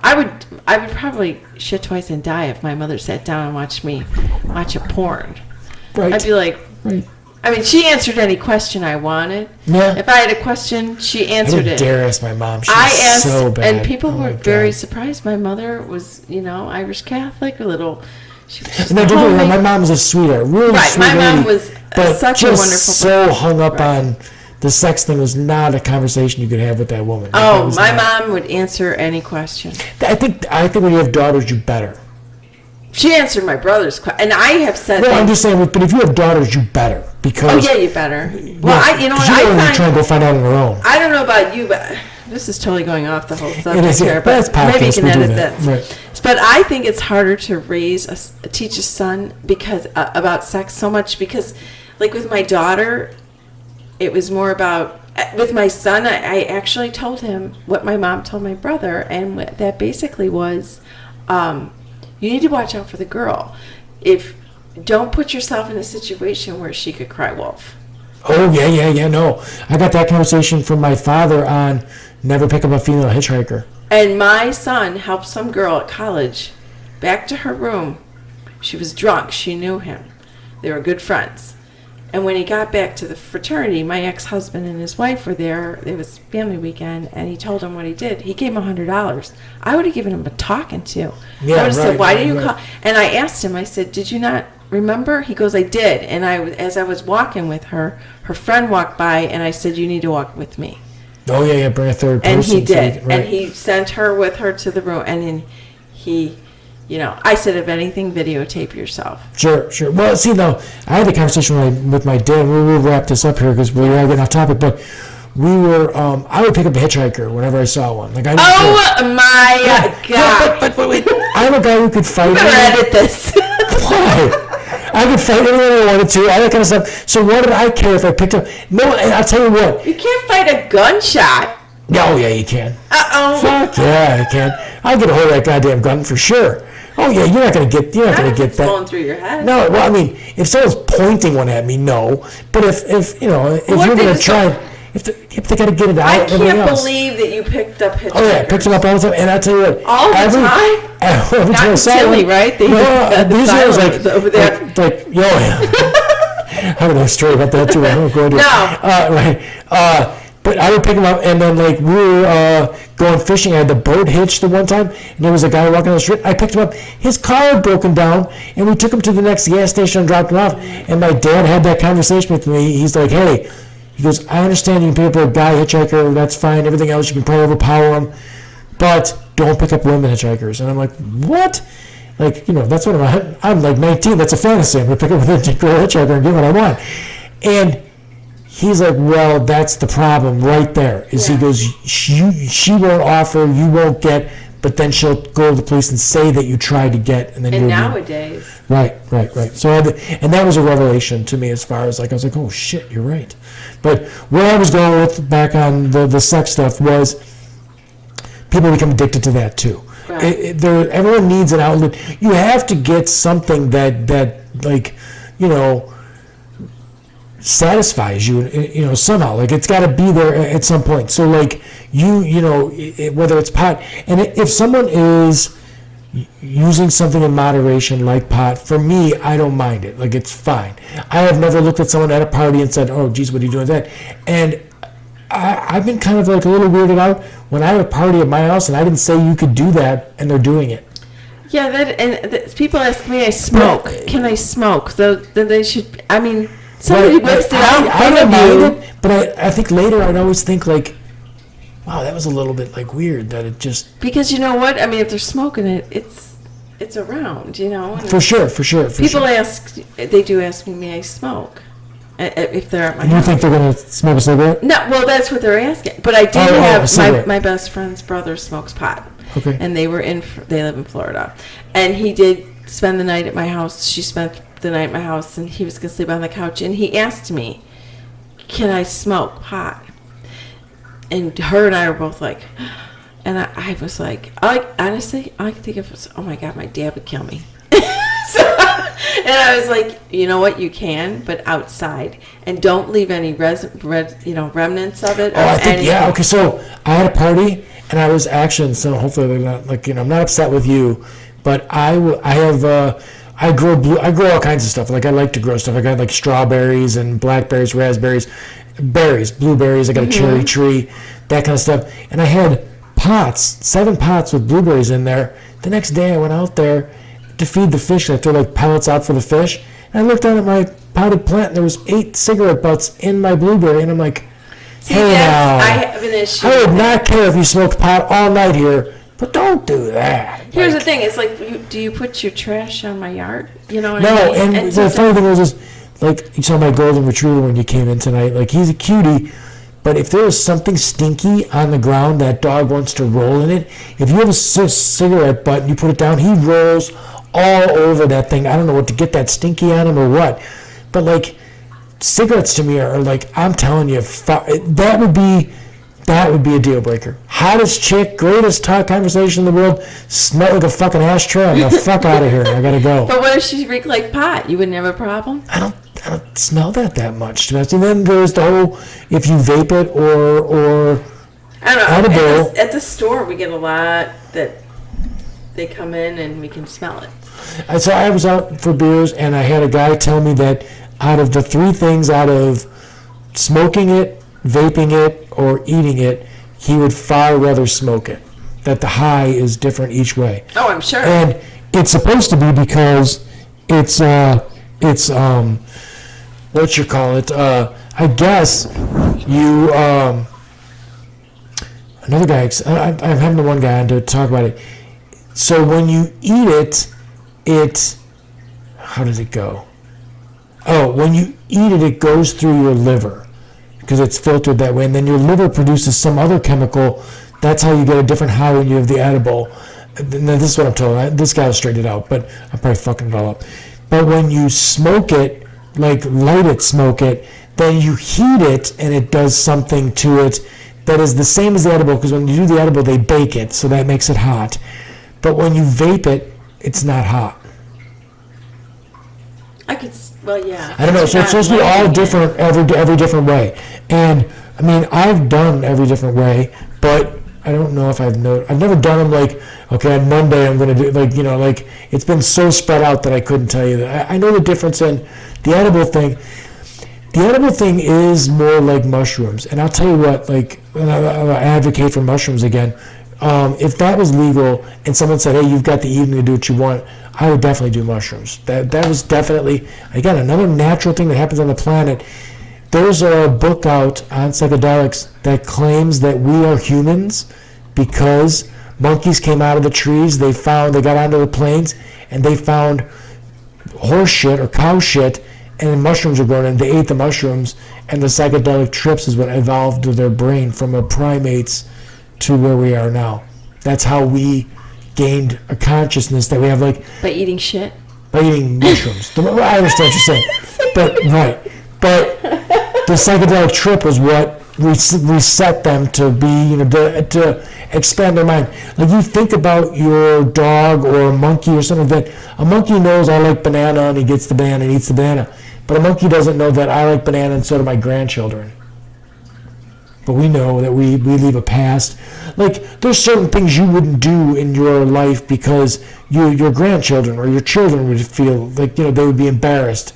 Monkeys don't have that. Like, there's another level of consciousness that we have. Right. That's not that. And they claim we got that from psychedelics. Now, it's just a theory sort of thing, but this is something that's been on the planet as long as we've been on the planet. And I'll tell you what, the mushrooms, the times that I have, like I said, I'm playing the guy that was saying, I don't want you to ever think that I'm trying to make you think about doing drugs. No. Right, okay. Because like I had a buddy pick me up and he had mushrooms and he's like, you want to eat some of these? And I'm like, at the time I was probably like 19. I'm like, what the fuck is that? It looked like a bunch of twigs, dried up shit or whatever. And he's like, it's shrooms. And I'm like, really? So we ate like a stem and a cap each. Went to the bar, we were drinking, and he looked at me, he goes, you feel anything? I'm like, no. I go, you? He goes, no. So we did another stem and a cap each, right? Half hour later, you feel anything? No. Another stem and a cap each, and, yeah, right, that was way too much. Oh my gosh. So then we were like totally shot, like just totally, I was like sitting at one of the like video poker games or something like that, and this woman next to me, I don't know if she was looking at me or not, but like I just could not stop laughing. Every time I looked over, I think I was laughing, and she would look at me because I was laughing, but when she looked at me, it'd make me laugh more. So like I just laughed the entire night. I went home and fell asleep on the trampoline that was in the yard and didn't wake up until the morning, and I was like, holy shit, was I screwed up. But again, ab workout. I was like totally sore from laughing as hard as I was laughing. So the edibles, to me, are very similar. My tank just went out. The timer went out for the... Time to close out. Right, it is. So, for me, those experiences they're hilarious. I mean, you've had a night where you, laughed so hard. Yeah. It was just great. So, that was, a thing that almost, it's in pill form, sort of thing. You could take the pill and have that thing. So I'm pretty sure if they legalized psilocybin, that I would probably do that again. Really? Yeah, just because it was hilarious. It was like, But would you make it a regular habit? No. And that's the thing. I don't want anything except for sex to be a regular habit. That's the only thing that I would like to be a regular habit. And drinking wine. I like to drink wine. I would never, ever, I've never had a glass of wine on my own, ever in my life. I've never, a lot of women come home from work. I will Yeah, for sure. Right, so that'd be a difference, and I would never do that. A glass of wine to me is the social lubricant for me to have the meal and the laughs and the conversation. It spurs conversation. I've had people that come on the podcast.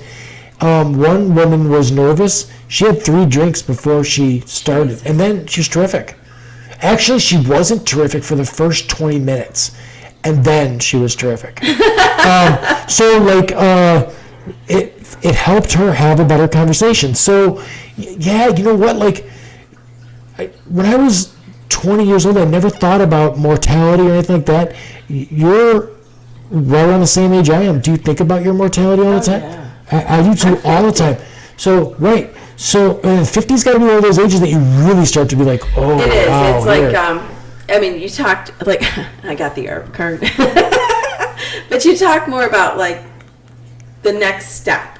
I already discussed, my end of life wishes with my children. Right. And I never would have done that in my 30s. Right. Because, I'm living forever. But here, I've had people, my friends die. Yeah. Oh my gosh, Facebook is a whole mess of dead people all the time now. Yeah, my friends died, and after my mom died, I was always scared of dying. Okay. But I haven't been in the past 3 years. Now, when I say you talk about immortality, I think about the things that I want to do in my life. Your bucket list? Yeah, my bucket list, but also, wait a minute here. Should I work all the time like that? No. See, I work a lot. I do work a lot. I work 2 jobs. Stop doing that. No, but I have a kid in college. Yeah, I once the kid's out of college. Once the kid's out of college, I'll be a little more at ease. Yeah, because I got to fill my life. That's the reason for the podcast. Tonight was nice. I had a really nice time talking with you. So, if I didn't have a podcast, I wouldn't have this conversation with you and stuff like that. And it's Monday night. So I got to have a nice conversation. Now, when there's people over and I make a big roast or some kind of nice meal or something like that, I like for there to be a terrific conversation. I like to have a microphone in front of me now because I like to, have in thinking of mortality, I do think about the future, and it scares me at times, and then sometimes it doesn't. Well, I said, when you said you were kind of really with the psilocybin, yeah, because you know what? That's going to be an experience that I'm going to have, and I would never do it again, never alone. Then it'd be a situation where if it was legal and someone said, hey, 4 of us are going to get together and trip balls. Yeah. Don't leave the house. No, I wouldn't leave the house.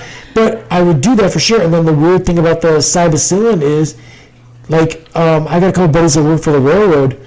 That one, there's no test for it. There's no test to pick up psilocybin. So if you have a straight union job or any of that kind of stuff, you can eat mushrooms and they can't detect it. But you really have to watch when you eat it. Well, I would not. I would say you're going to ruin the experience anyway, because what the fuck would you want to do that fun thing for and then go do your goddamn job? Exactly. So, but you know what? There's always somebody who's going to be dumbass, right? But what they should do is make an evening of it, right? So you get some food and stuff like that, get some people together and do that. I had the one time where the guys brought the brownies over, and we. 5 or 6 of us ate brownies. 2 of the guys that were there were heavy. They were the pot connection in Manhattan. They were the heavy pot smokers, and they were they've never eaten it before. They were so fucked up. They were oh my God. They drove home, pulled their car over at one point because they were laughing so hard, and when they pulled it over, they kind of went down towards the ditch, but didn't go in the ditch, and it just turned out that my brother-in-law pulled up on him, got out, and said, "Are you okay?" They both kept looking at him through the rolled up window and laughing at him because, we laughed our asses off. It was fucking hilarious. it's a story for later. It's an experience that I had. So yeah, no, I'm at the point in my life now where I'm like, yeah, if somebody told me that they could take me, like they have the shamans that do peyote and ayahuasca and stuff like that, Yes. and they take you somewhere where like it's at a place, you're at a ranch where you can't hurt yourself, sort of thing, and there's a person that's like they're the shaman. They're guiding you through your trip. The other one is DMT, and I've never done that, but I would like that's supposed to last 20 minutes, and it's supposed to be way more intense. I don't have that kind of. But 20 minutes, I could let loose for 20 minutes, and then that's supposed to be like, I don't know. You're supposed to like try and get some understanding of the universe with that sort of stuff. Like it's supposed to be like a way out thing. I think as a life goes, I don't know. I'm adventurous enough where I'd like to try that. Like. But then again, I don't want to try butt sex. So, there you go. So each their own. Right. So, life experiences. I mean butt sex on me. Yeah. Okay. I was gonna ask. So I have no interest in that. I'm adventurous, but not going there. So there is. I don't know. Like I think that like if someone could guarantee me, like you said, under a doctor sort of situation, that I wasn't going to be like fucking schizophrenic after that or fucking lose my marbles, then I'm going to try it because if I can come out the other end and I'm good, I don't know. I think that, and I mean, you've been this way for the 50 years you've been on the planet. If you don't change, you don't change. But for me, like for a while there, I wasn't really like that. But like as I get older. I start thinking about, like, Right. Well, some people, I mean, it's fine. I'm not saying I'm better than anybody else. No, I'm not saying that I'm worse than anybody else. Right. It's just not for me. And, I mean, a lot of people, oh, goody two shoes, or, oh my gosh, I can't believe you won't even try. It's my prerogative. Right. I don't want No, I don't drink coffee. And you said you've never had a cup of coffee. I've had a cup of coffee. I don't drink coffee because my father can't function without a pot of coffee in him every day. That's how my mom was. Right. So I think to me it always went hand in hand with smoking. And then when I had... Well, my dad quit smoking, but he's still coffee. See, my dad used to drink coffee, and as soon as my mom passed, he didn't. Right. So it's kind of weird. But he also has diabetes, but for me, it just went hand in hand with it. And I've never had... Like when I went and got my braces off, the orthodontist told me never to do it. Oh, never to drink coffee. Yeah. Okay. Well, he said it'll stain your teeth. I don't honestly. He left out the part that red wine does that too. I don't, just for the fact that I saw my father. We went to Canada. He woke up and he could not function. Like my dad was the guy that was every time we saw him, he was together. Everything was together all the time. We always had his shit together, and. The one time I saw him with no coffee for a couple hours, like there was no coffee in our cabin, so he had to wait to get to breakfast to get coffee. So we all showered. He was a fucking conniption all morning. He was like Jimmy Gutowski from Taxi. He was just a shot, and I'm like, I'm trying to have a conversation with him on the way to. It was impossible, and I'm like, oh fuck that! I am never going there because you're a mess. See, I don't drink much pop either. I'm not a caffeine drinker. Well, imagine if you were not you or me, but taking the financial of a person that drinks 2 cups of coffee every day, and then 2 cups is not a lot. My dad drinks a pot of coffee a day. Oh my God. But 2 cups of coffee a day and a pack of cigarettes. What's that run right now? That's $12 for the 2 cups of coffee. Okay, so how much is a pack of cigarettes? I think it's like $7 now or something like that. It's like some crazy amount of money for a pack of cigarettes. So you're talking about $60 for a carton. Yeah, what's in a carton? Is it 20 packs or 10? There can't be. It's gotta be more than 10. It's a 12 pack. No, I think it's 20. I think it's. But 20. I just don't see. Or is it 20 cigarettes in a pack? Why are we? I don't know if it's to deter them from smoking. But no, it's a tax and everything else. I think it's tax. So how much is this pot going to be? I wonder how much pot it's going to be. Oh, I think it's going to be expensive. But I think that's a totally different thing because the people that are smoking cigarettes, you're smoking a pack a day, 20 of them a day, right? But the financial on that, it's like $25 a day. And then do the math on, just 10 days, that's $250. 365 days out of the year. Holy shit! Yeah, why aren't we? I don't. Can you It's like imagine? $8,000 a year that they're smoking and drinking coffee. See, when my mom died, we had all her pain pills and all her medication on the table. And my dad said if we could show that to somebody who's addicted to smoking, that'd be to see. Oh, because that's what all she the ended up having to have. aftermath. Yeah. Right.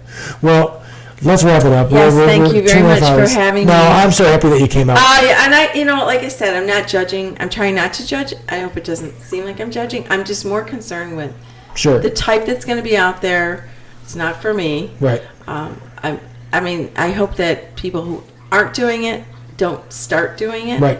Well, like I said, I'm going to have a guy on that's going to talk about pot itself, and I'm going to have a guy on that's going to talk about the civil reasons, like logistically, why pot should be legalized. So the situation. Let's get to a podcast coming up, and then every podcast, I don't harp on it throughout it. You probably didn't watch all the way to the internet, but I hope you've subscribed to the podcast at some point. But Sure. please subscribe. It's super simple. Just click the red subscribe button down there. All it needs is an email address to make sure you're a human being. There's nothing to it. They don't send you anything.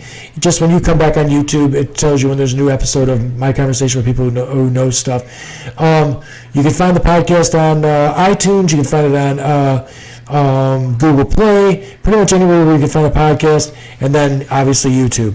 So, thanks. Thank you very much. Yeah, it's we'll good. see how this pans out. Yeah, January 1. Maybe 6 months from now we'll have you back. Yeah, and I really talk hope about it that again. my concerns are not too much. My concerns are Yeah, irrelevant. right. I hope that it runs smooth. Yeah, I don't want anyone to get hurt, but if, No, I if someone don't want anybody to does, get hurt. if someone doesn't don't want to know want- about it. Yeah, I you know, mean, anyone here. I Yeah. just hope that it's not. I hope that it's thought through. Right. Cool. Thanks so you much. for having me. Yeah. All right, we'll wrap it All up. right, bye bye.